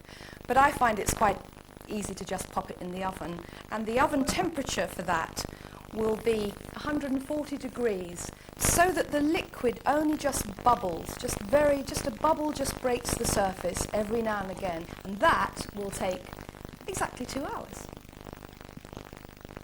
Well, one of the nicest ways, I think, to serve a steak and kidney pie is in individual portions.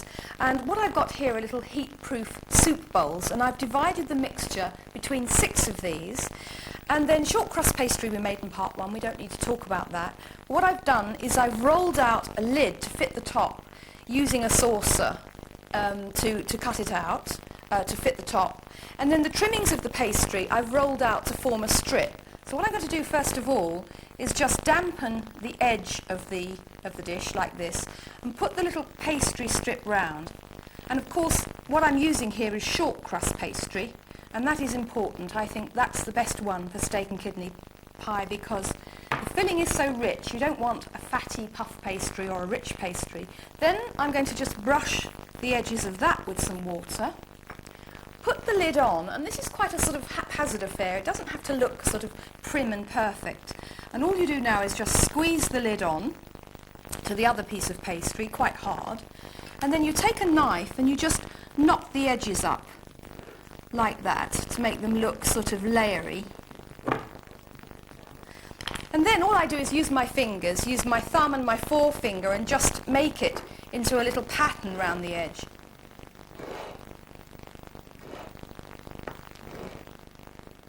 I think the nicest thing about this is it looks rustic.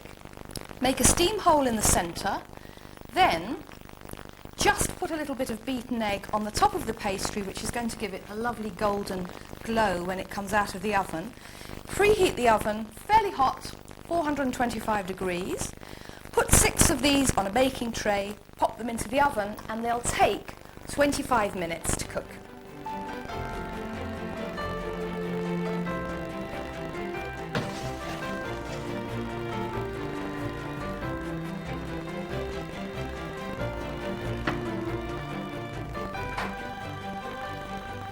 Now I've just got time to share with you my own particular favourite shepherd's pie, and this one's topped with mashed potatoes, melted cheese and leeks. This is a new twist on a beef stew.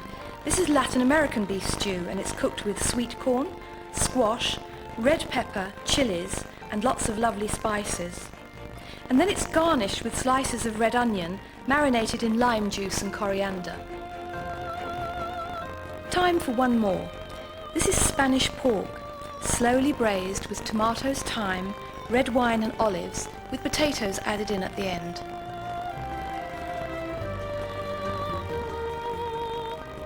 Well, sadly, half an hour isn't quite enough time to talk about a huge subject like cooking meat.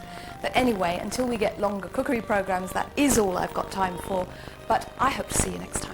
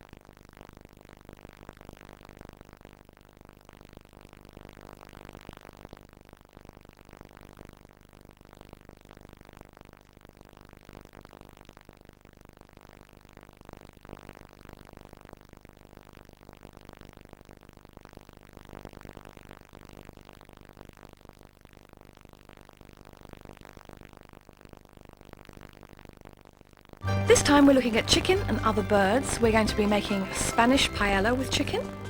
We're going to be roasting a duck with a lovely crispy skin and serving it with sour cherry sauce.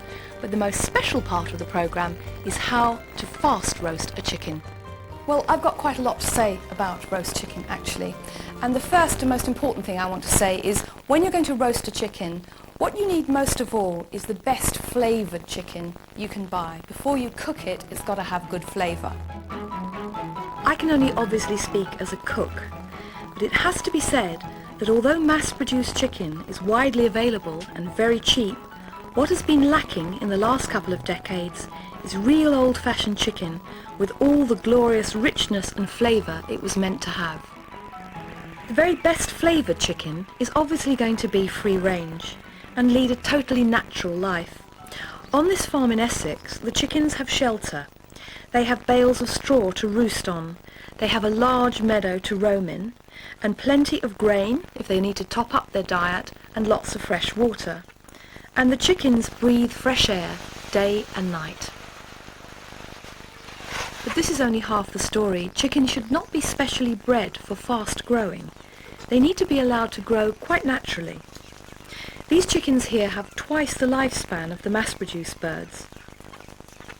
Be warned though, there are complicated labelling laws, and if you want a truly free-range chicken, you need to look for additional words which are either total freedom or traditional free-range. And the traditional way to deal with chicken is to dry pluck it and then allow it to hang completely intact without removing the innards. If this is allowed to happen in controlled temperatures, the flavour naturally develops. Now with mass-produced chicken, these are gutted and plunged into scalding water in order to mechanically remove their feathers. They can absorb up to 7.4% of their body weight in water. What I've got here are two chickens, a traditional free-range chicken and its rather paler mass-produced cousin next door. When you look at this one here, first of all, you can see that it actually does have that sort of healthy look about it. It's sort of pinky purple. It looks as if it's sort of been out in the country air. And if you want to tell whether you've got a good chicken, then there's a little strip of fat under the skin, both sides here. It's creamy white, and that always indicates a good quality.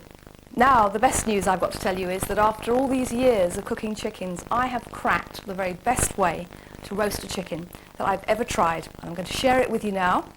First of all, I'm going to put a little bit of stuffing into the cavity of the chicken, and what I've got here is half an ounce of butter mixed with 2 tablespoons of this, which is tarragon leaves which have been chopped, and tarragon has a wonderful affinity with chicken.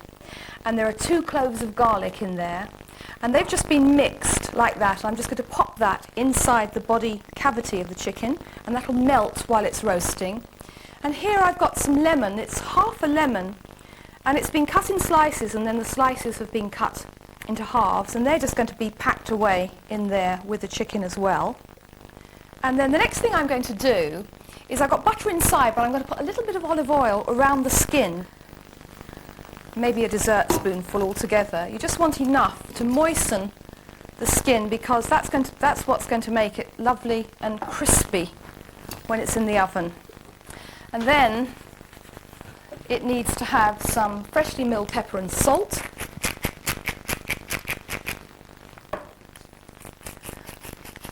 And the secret of this chicken is that it's fast roasted on the highest temperature in the oven. I've been doing that a lot lately, cooking things really fast and discovering lots of new ways of cooking. And the temperature is 450 degrees, highest setting on most ovens. And you roast it for just 45 minutes, but it shouldn't go straight from the fridge into the oven. Take it out about an hour before you're going to cook it. Now, if it's a very hot day and you don't want to do that, then you must allow an extra 5 minutes cooking time.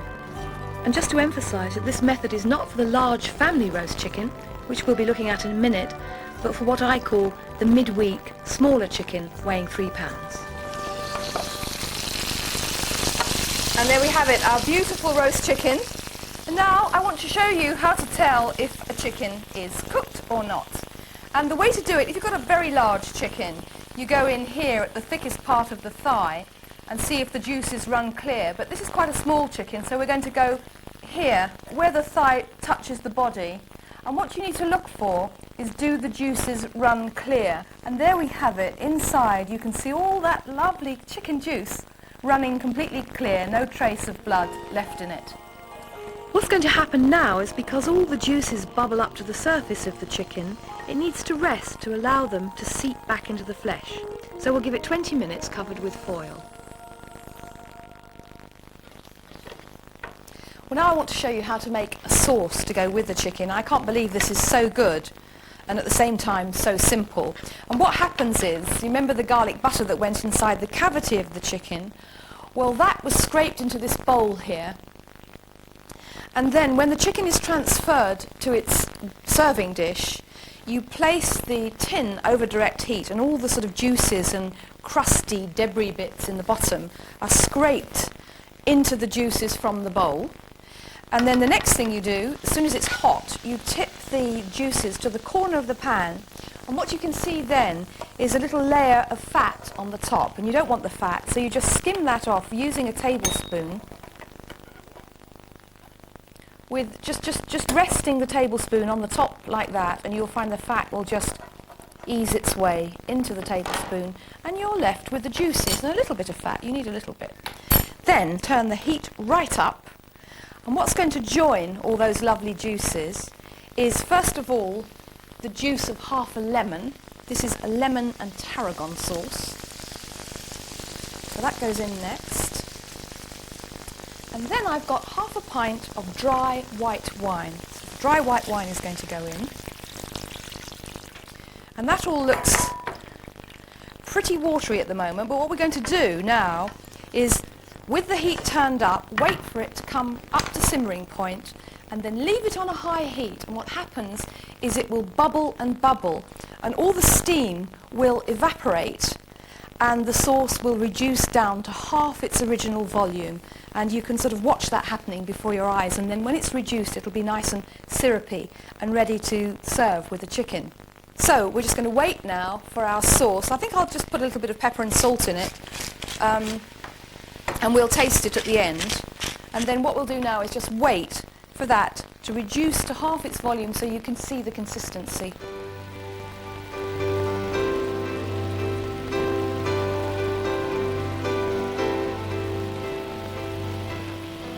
And you can see how that's reduced down now by the little tide mark that goes around the tin. You can see how far that's gone down.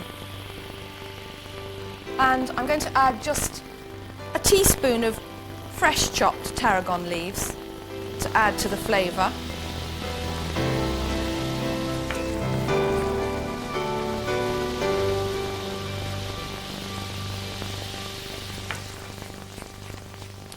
And what you need to know is, after 20 minutes resting, the chicken, all the juices are going back into the chicken, but it's not getting cold. It holds its heat perfectly well. And what I'm going to do now is just cut a little piece off,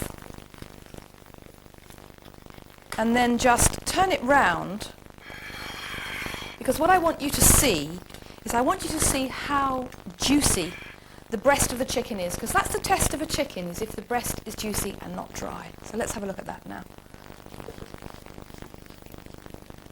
There we are. And if I press my knife in like that, you can see that it's still lovely and moist and lovely and juicy on the breast there.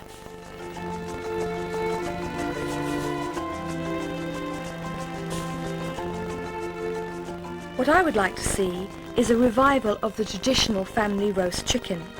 I like to serve it with a stuffing. You need a large bird, about 5 pounds in weight, and here I've got sausage meat, fresh sage leaves, onion, a dessert apple, some chopped parsley, a little bit of mace, the chicken livers from the giblets, and fresh breadcrumbs.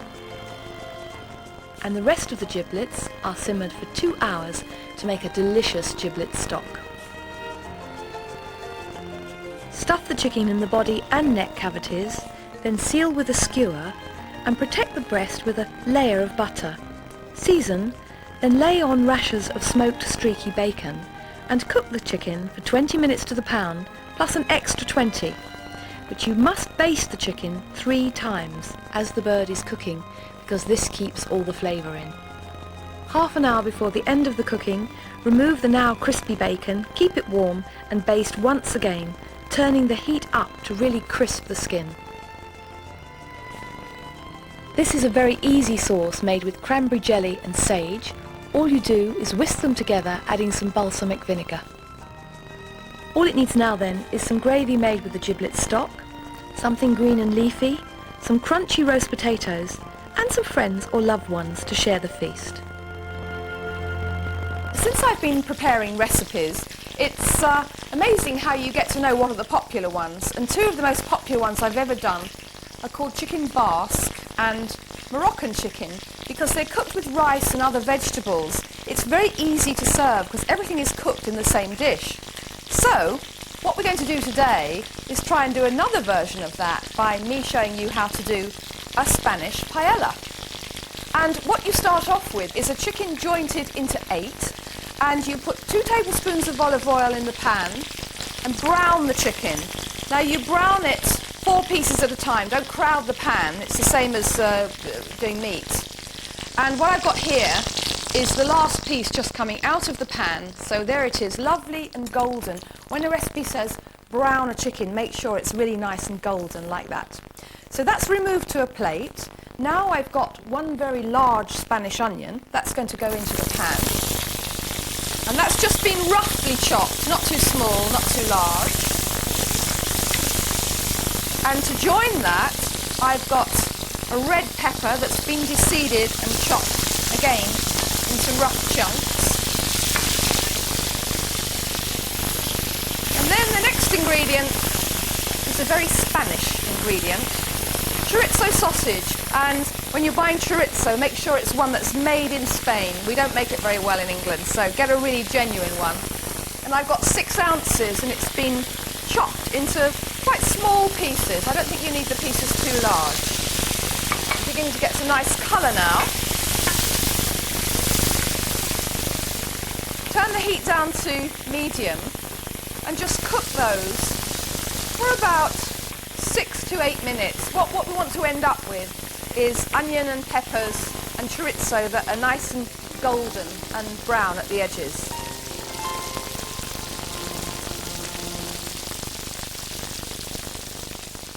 Once you've got everything sort of softened and browned at the edges, the next thing you need to do is add some garlic, and I've got 2 cloves of garlic here, so that's going to go in next.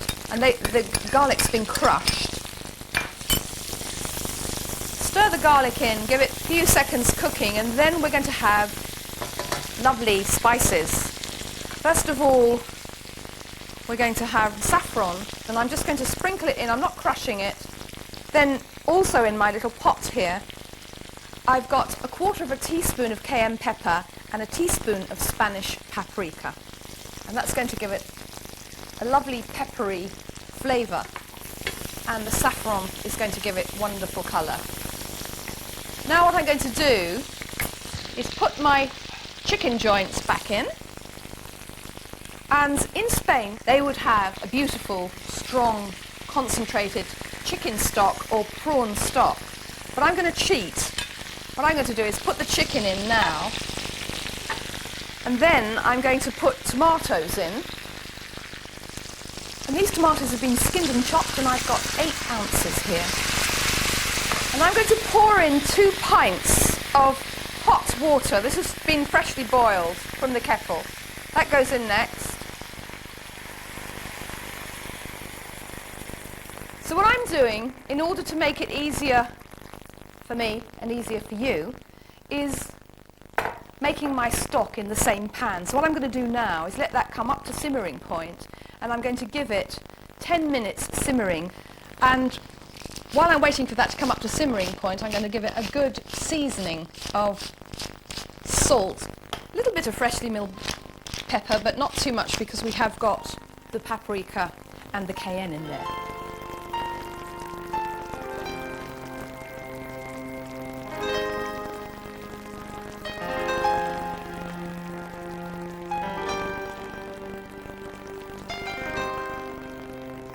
After 10 minutes, you remove the pieces of chicken from the pan, and now we've got some nice chicken flavoured stock. The next thing I'm going to add is rice, and this is the genuine thing. This is Spanish rice. It's specially grown to make paella, and it comes from Spain in rather attractive little white bags like this that look very good. So it's called cauliflower rice, and I've got 12 ounces here. And then give it a stir, but it's a good idea to leave the rice near the centre of the pan because then it cooks more evenly. Bring that back up to simmering point and let the rice have 10 minutes simmering before the chicken and the rest of the ingredients go back in.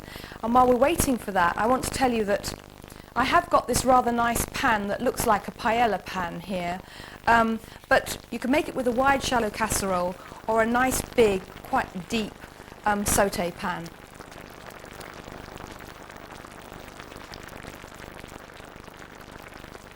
Then after 10 minutes you put the chicken pieces back in to join the rice, and then we're going to have 2 more ingredients. The first one are these, which are tiger prawns, and I've got 12 here, and I've left 4 as a garnish with the heads on because it looks pretty and traditionally Spanish. The others have had the heads removed. So they're going to be tucked in amongst the chicken. Just put these handsome fellas on the top here, like that. They will actually need turning over halfway through. And then the final ingredient, wonderful ingredient, 2 ounces of fresh shelled peas. And I must say, I'm a person for seasons, but I do think it's lovely now being able to buy fresh shelled peas in the winter. And I'm just going to press those down a little bit into the juice. It's 10 to 15 minutes cooking now, and the way to tell when the paella is cooked is, of course, the prawns are going to turn a lovely pink colour, but also when the rice is cooked. You need to dig out a bit of rice, taste it. As soon as the rice is tender, then the paella is ready. And whilst you're cooking, the last 10 minutes cooking is going on, give the pan a shake like that, just once or twice, and make sure the rice is well into the liquid. The reason for that is that paella originally was made outside, well, it still is in Spain, made outside on fires, and the area of the heat was wide. Well, when you're making it at home, the area of heat is not as wide as the pan, so that's why you need to do a little bit of shaking at the end.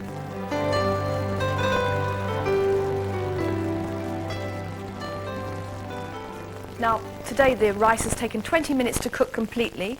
Then you turn the heat out, take the pan off the heat, cover it with a cloth, because the cloth can absorb some of the moisture that's still left in it, and leave it like that for 5 minutes. And after 5 minutes, your paella is ready to be revealed to the world. And I've got a Spanish friend called Eduardo, and he says in Spain they sometimes serve their paella with little bits of lemon to squeeze over. So you serve it onto the plate, and then you squeeze the bits of lemon over the top. And all I can say about that is, after you've done your preparation, you've got 40 minutes cooking time, that's all, and you have a beautiful meal for 6, complete. You don't have to serve anything else. All you need to go with that is some nice rioja. This is a Thai-inspired chicken dish, and it's so quick and easy that you won't believe how good it tastes. The chicken pieces are marinated in lime juice and zest, and then fried, stir-fried on a very high heat until nice and crisp and golden. Then you add a de-seeded green chilli, stir-fry for 1 minute before adding 5 fluid ounces of coconut milk and some Thai fish sauce. Then you add some shredded spring onions, including the green parts, and some fresh coriander, and you let the whole thing cook for about 2 minutes. Serve it with Thai fragrant rice and garnish with some more shredded spring onions and chopped coriander leaves.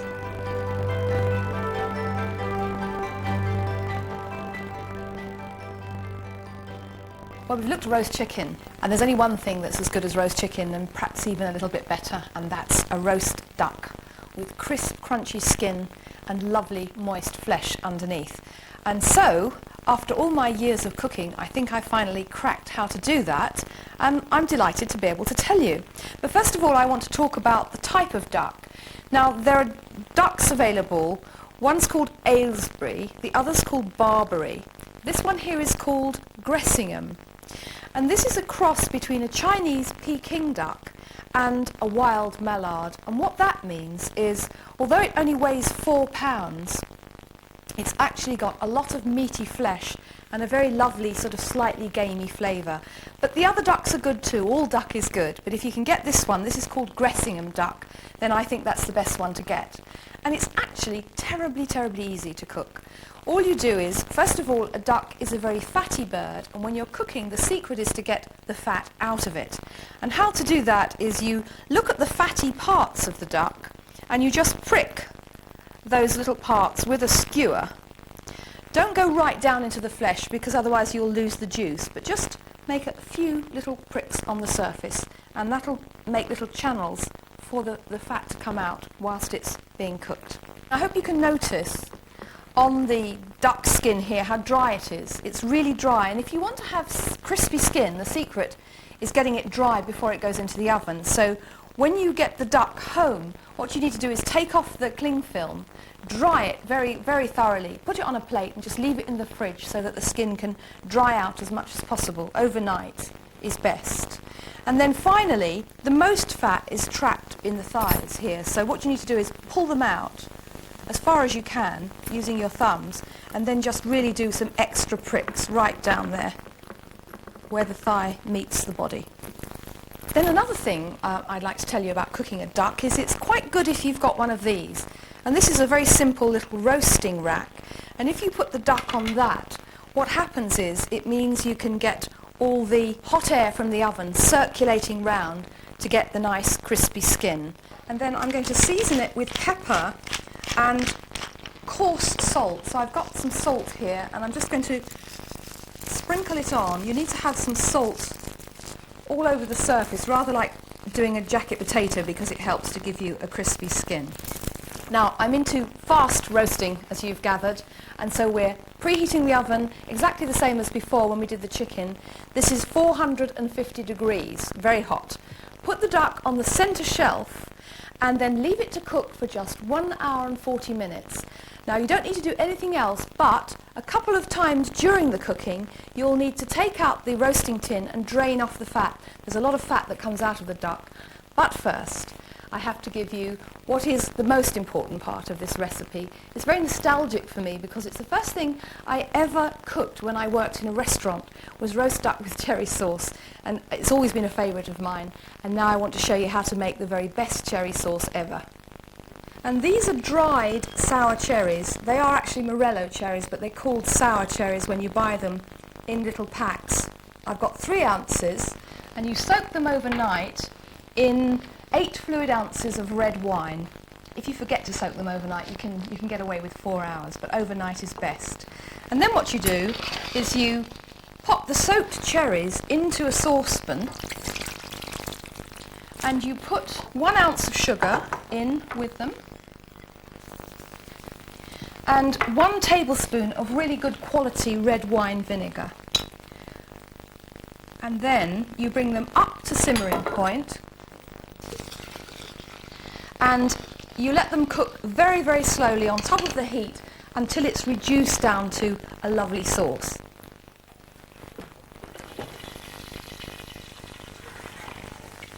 So here we go. Here's our wonderful roast duck, and I have tried recipe after recipe after recipe over the years for roast duck. I've tried the Chinese way, I've tried boiling it first, I've done everything, and this is the first time now I've managed to crack cooking a duck, getting a very crisp, as you can see there, lovely crisp, crunchy skin, and yet still having some lovely succulent meat underneath. So I'm very pleased with that one. And you're not going to believe this, there is still some fat in the tin here, but this is what came out of the duck while it was cooking. But it'll keep in the fridge for about 2 or 3 months, and you can use it to make the most wonderful crunchy roast potatoes. Now, this duck has been carved to serve 4 people, and as you can see, we've seen the crispy bit, but now you can see the lovely sort of succulent flesh underneath as well. And I have written down instructions for you as to how to carve the duck so neatly like this. And now all it's going to need is the delicious cherry sauce.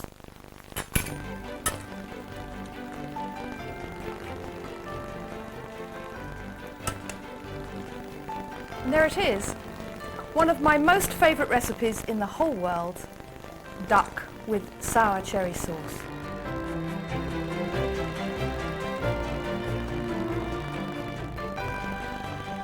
This one is called chicken cacciatore, which means the hunter's chicken, and you start by browning some onions.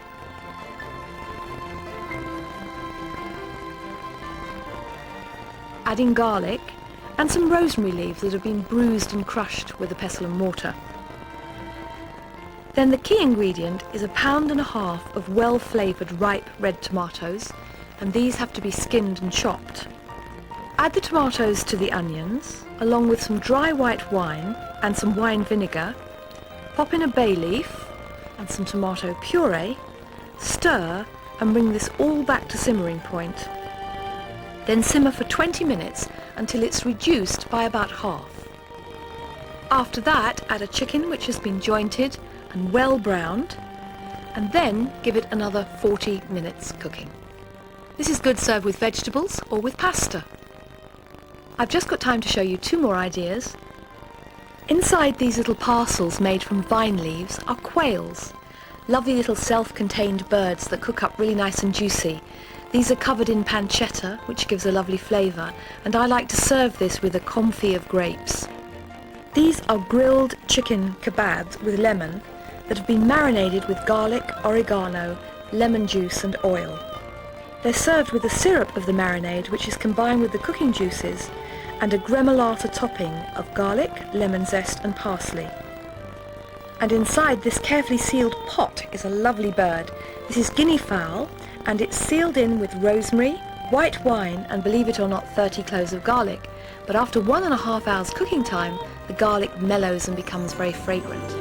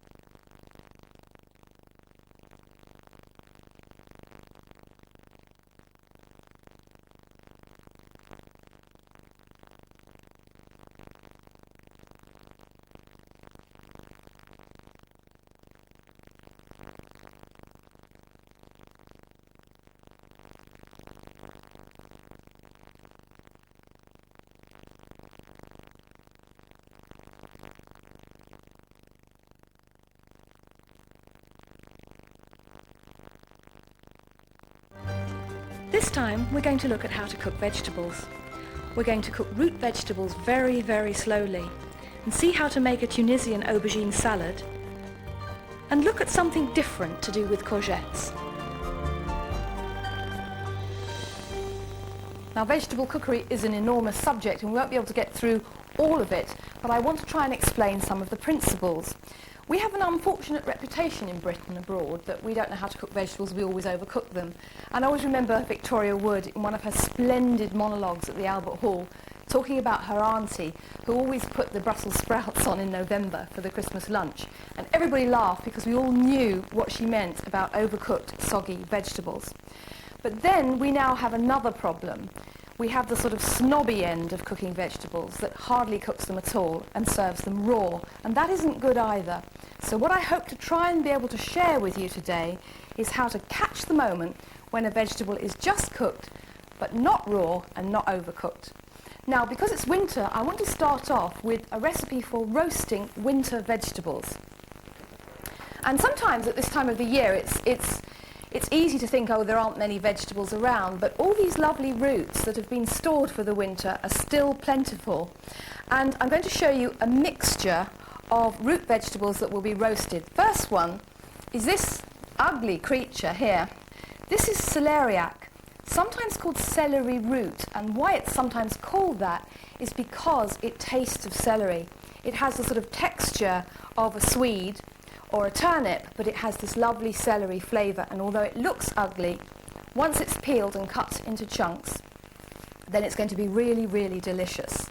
So that's number one. Number two is our friend the swede, and the swede sometimes, you know, is blighted as being a bit boring, but when you roast it and it goes sort of lovely and toasted at the edges, it does have a brilliant flavour. Here we've got shallots, and this one is a sweet potato. Now, you might not have used this before. It is a vegetable that has got a sort of potatoey texture but with a bit of sweetness. But if you find you don't like the sweetness, you can replace this in the recipe by using parsnips, which are also sweet in a different way. The other one here is squash. This is butternut squash, and it's a member of the pumpkin family. And I think I'd better start by sort of explaining to you how to prepare this, because you might not have used it before. It has a lovely, very mealy, chunky texture, and when it's roasted, has a lovely flavour too. And the way to deal with this one here is to just take a sharp knife and cut it at the place where it changes shape. And then the next thing you need to do is cut it into chunks like this. And then when you've got it cut into chunks, you can then begin to take the peel off. And this is going to need a sharp knife to take the peel off. But the other vegetables, it's very important when you're peeling vegetables with thin skins, not the thick-skinned ones like this, but the thin ones like this, to use a proper vegetable peeler. If you're using a sharp knife, it's very easy to take too much off. And most of the flavour is actually near the skin. So if you use one of these, and I'm just going to show you how simple it is, it just slides along. And now you can see the lovely colour of the sweet potato.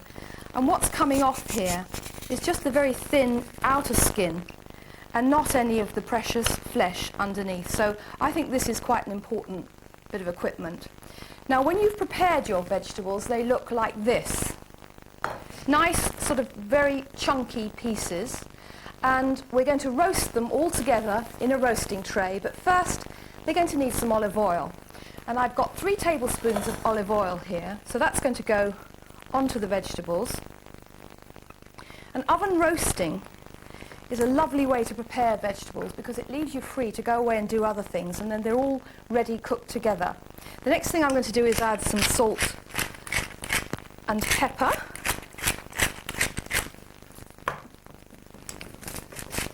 And then we're going to add some flavouring.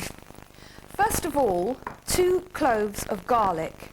And the garlic is crushed. And now, on an earlier programme, we prepared garlic with a pestle and mortar. But this time I'm going to use a garlic crusher. I've put my 2 cloves in. What I'm now going to do is squeeze very hard. And you'll see the garlic coming out, like that. But this garlic crusher has this here so that when you've crushed it, you can slide it over that way, like that, and take all the other bits out that were trapped. And the very good news about this is for those who have dishwashers, it goes in the dishwasher, so that's okay. Now we've got some herbs here, some mixed herbs. I've got rosemary and thyme here. It's about a tablespoon altogether. And I'm just going to sprinkle those in. And then when I've done that, the best way to sort of get this going is to use your hands and just make sure all the vegetables have got a little bit of garlic and a little bit of herb on them. And it might not be so good nutritionally, but if you wanted to, if you're busy, you're leading a busy life and you've got to work and come home and cook supper for, well, this will serve 6 people, you can actually prepare this up to 2 days in advance. What I do is just put it in a plastic carrier bag, put it in the lowest part of the refrigerator, and then when you come home from work, whoosh onto the baking sheet and it's all ready to cook without any preparation. Now, let me just talk to you about the baking sheet. It's a good, solid baking sheet because it's going to go in at a high temperature, 425 degrees, and the vegetables will take about 30 to 40 minutes to roast, and what we want to achieve is they've got to be tender, catch the moment, just cooked, not overcooked, not undercooked, and also the other thing you want it to have is them nice and sort of toasted at the edges. And there we are. The way to tell if they're cooked is to use a skewer like that, yes, and you can see they're nice and sort of crusty and caramelised at the edges. And although I've used this particular combination of vegetables, you can use any other combination you want to. It doesn't matter, just use the same quantities and there you go. Something magical happens to vegetables when you cook them very slowly. This is a simple winter soup, and the vegetables I'm going to use are carrots, celeriac, swede, onion and leek. You prepare the leeks by cutting vertically down in half to about halfway, and then you fan the slices of leek under the cold running tap to get rid of any dirt or grit. Then place all the chopped vegetables in a large cooking pot, season and cover with 2.5 pints of vegetable stock, then bring it up to simmering point, put it in a low oven and leave it there for 3 hours before liquidizing and serving with chopped chives.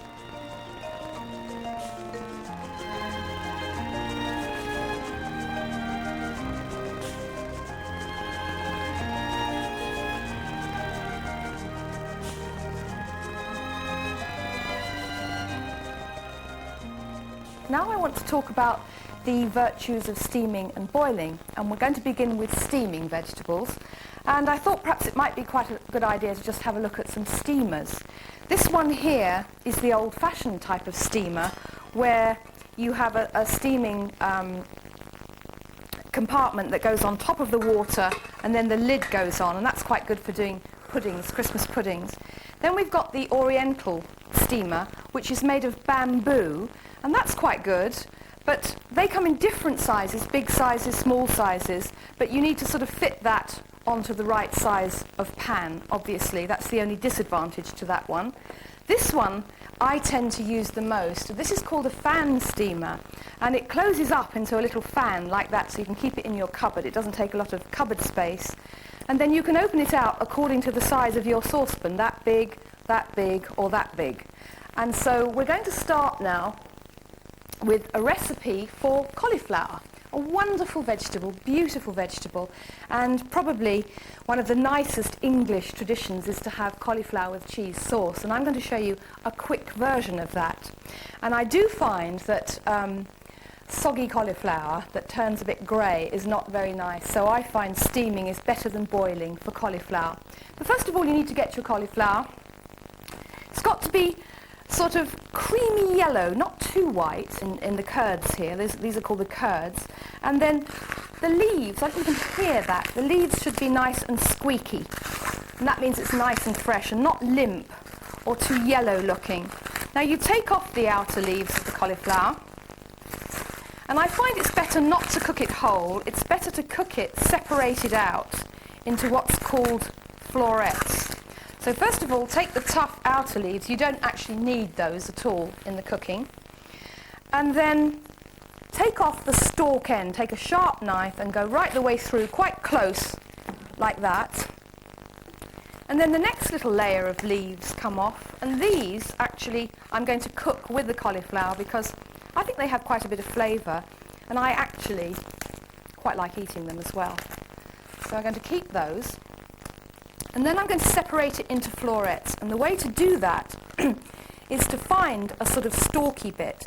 Now the core here is, I haven't cut it down low enough, so I'm going to cut a little bit more off so I've got more vision. That can come off next. And then go in with your knife to a stalk, like that, and you'll soon see the stalk.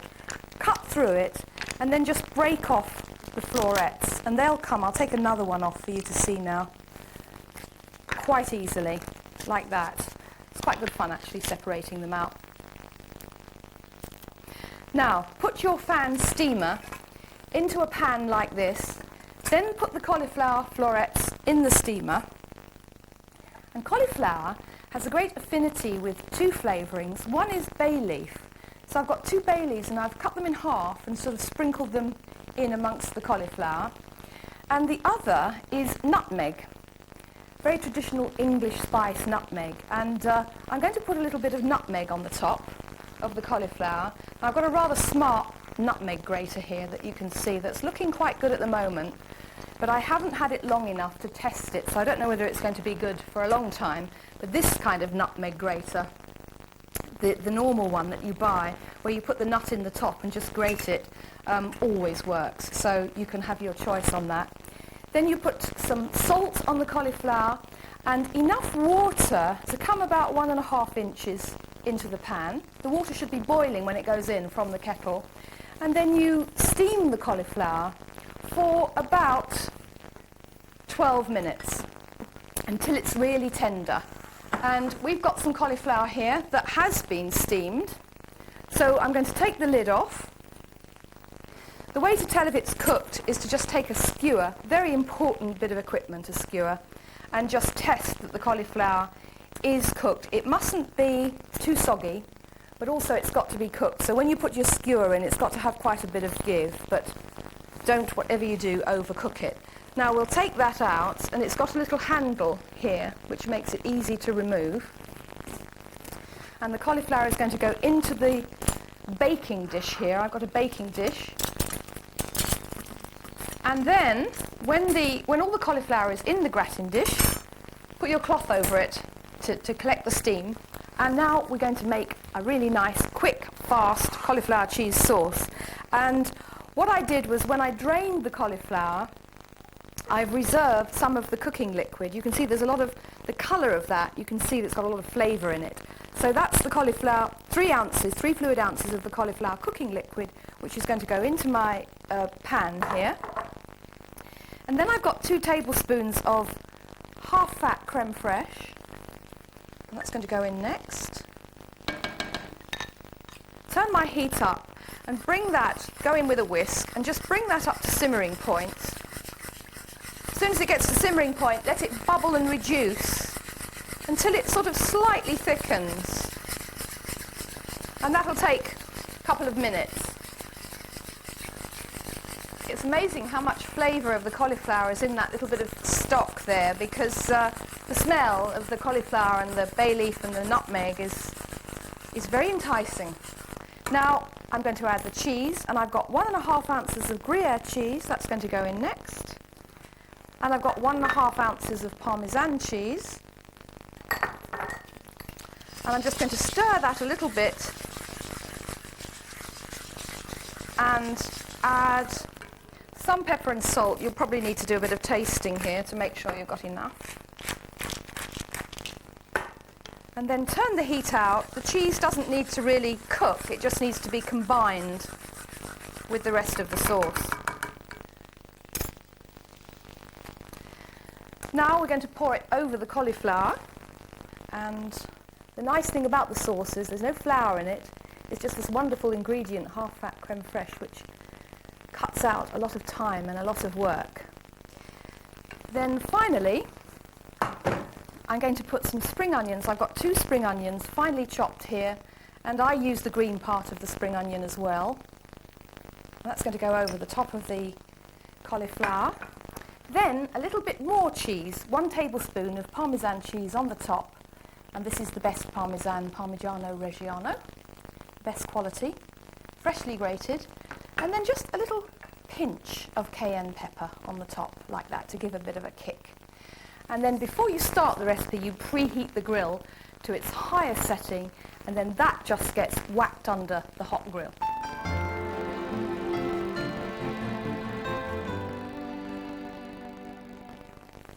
So if you've got the grill preheated, it should take about 3 minutes at the most to be nice and golden and crusty on the top and the sauce bubbling all around the edge. Now I think that's a lovely supper dish for 2 people. I like to serve it with brown rice, but I think it also would be quite good with some penne pasta.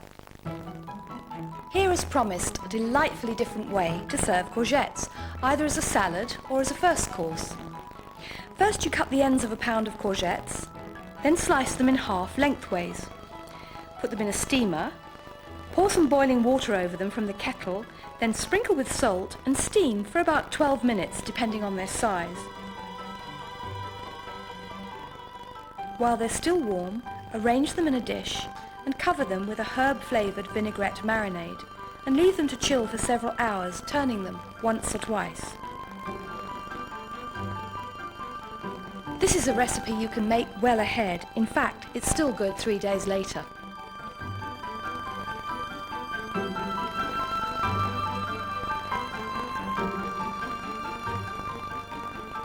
I've always believed that food, all by itself, is art. And what about these 3? 3 works of art before me now. Well, what are they? They are cabbages. And they are a much maligned vegetable. In fact, a lot of people grow up thinking they don't like cabbage because they've not ever had it prepared and cooked properly. So today we're going to look at this beautiful, much maligned vegetable and see how to deal with it. And while we're doing that, campaign as well, another campaign's going here, is please, chefs and restaurants and catering trade, can we have more of this? You know, we never see it, it never appears.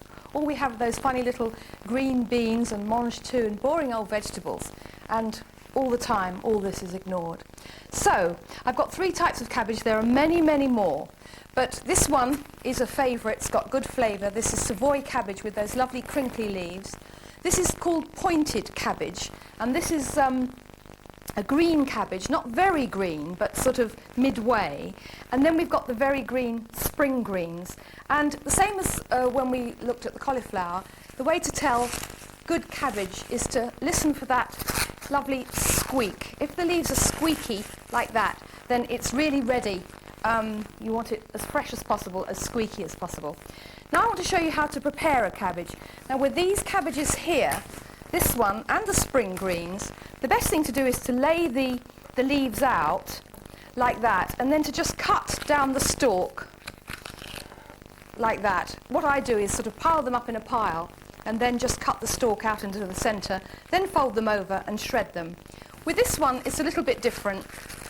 Take off the really tough outer leaves, first of all, and then take off the end, the way we did with the cauliflower, like that, and then cut it into quarters.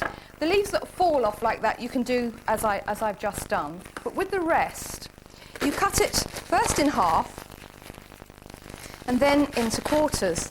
And what you'll see then is you'll see that you've got a stalk here. So if you cut out the stalk like that, a lot of the ribby bits will come out with the stalk, and the other little ribby bits that are still left you can just cut away very easily. And it's all right to have the finer stalks, you just don't want the big thick stalks. And then you just shred the cabbage like that with your knife. And the best way to cook a cabbage is to boil it. And the reason for that is that it cooks more briefly. If you put it into your saucepan like this is already prepared, and you have the heat on high ready. You can hear how squeaky that is too as it's going in. And then what you do, going to put it onto the heat now, is add some salt and then put boiling water. Press it down like that, and you want enough boiling water from the kettle. Pour the water in until it just covers the cabbage, just barely covers it. And when you push it down like that, that's the amount of water you need. And then you bring it back up to the boil, and as soon as it reaches boiling point, you give it about 5 minutes. I would have a look after 4 actually, because it depends on how you shredded the cabbage and the size of the pieces. I'd probably have a look after 4. And the only way to test if it's done is to take a piece and bite it.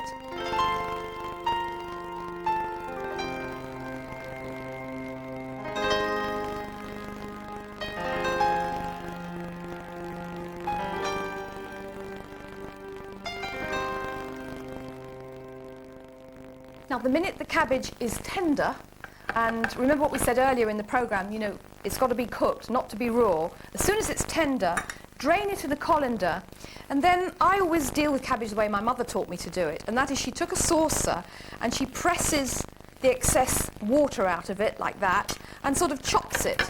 And as she chops it with the edge of the saucer like that, so the excess moisture comes out of it, because you don't want to have, you don't want to serve it sort of sitting in its own little pool of water. But there we are.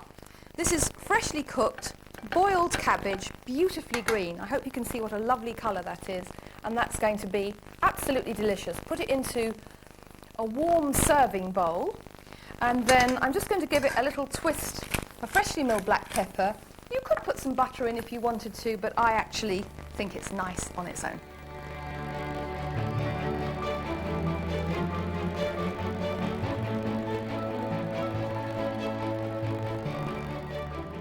This particular work of art is celery, and it has such a lot going for it as a raw, crunchy ingredient that we forget how good it is when it's cooked as a vegetable.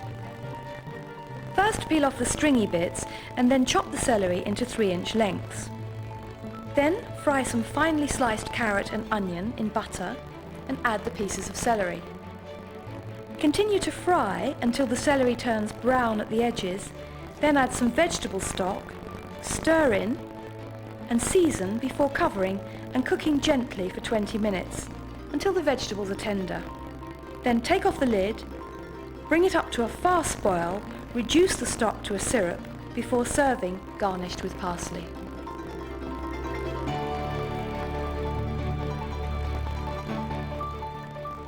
Well, although I need masses more time than I have, I can't go without explaining a few points about this wonderful vegetable here, which is an aubergine. An aubergine can be a very misunderstood vegetable, and it doesn't taste very good if it's not prepared and cooked properly, so I think it's very important that I explain all about it to you. Well, first of all, aubergines contain a lot of water, and you need to get the water out of them, because otherwise they'll be sort of waterlogged and soggy, and you won't have the concentrated flavour.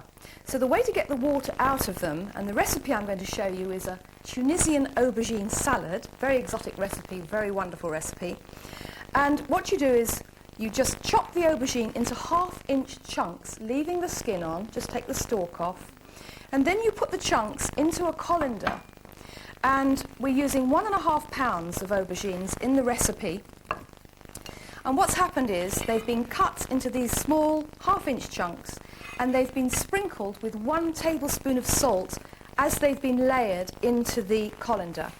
Then you put a plate on top and you weight the plate with something heavy. Now, I've got scale weights here, but you could use tins of baked beans or anything piled up just to make it heavy. And then if you leave them aside for an hour, what will happen is all the excess juice will come out of them.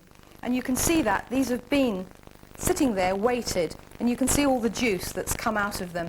And that means that we've got rid of the excess water, and we've got all the lovely, lovely flavour. Then the next thing you do is you take a cloth and you take the aubergines out of here and give them a good squeeze. Now, there are other recipes I prepared for you using aubergines in slices, but these are just little chunks for the salad. Can you see now more moisture coming out?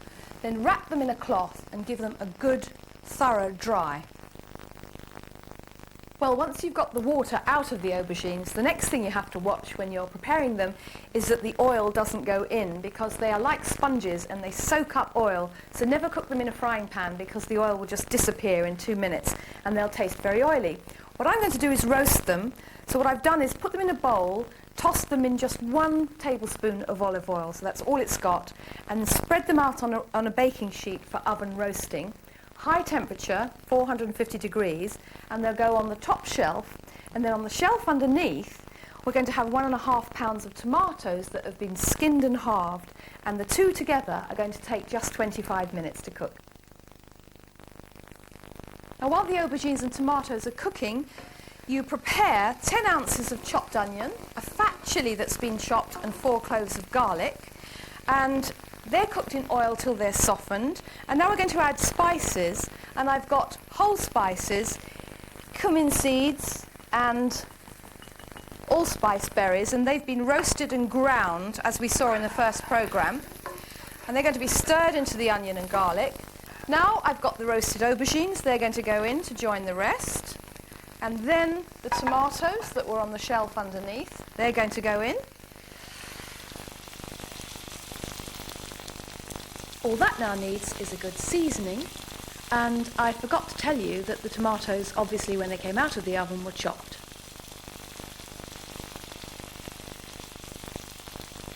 Now we've got one more ingredient, but sorry, actually it's 2. It's 3 tablespoons of chopped coriander heaped up and 3 tablespoons of chopped mint, a lovely combination. And what we're going to do with that is just put 2/3 in now, and the rest is going to be kept as a garnish for later. And all that happens to this now is it gets transferred to a serving dish and then covered with cling film and left in the refrigerator overnight. It needs about 24 hours. In fact, it's even nicer if you can leave it a couple of days before you eat it for all the flavours to develop. And then it's ready to serve.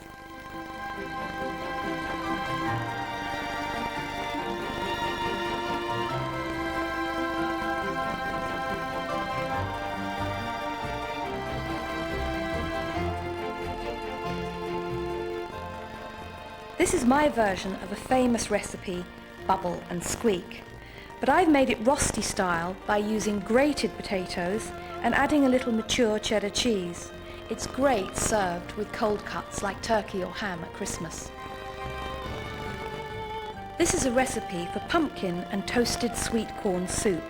It's a lovely contrast of smooth creaminess and crunchiness. Well, that's how to cook some vegetables. Next time it's going to be how to make a salad, so I look forward to seeing you then.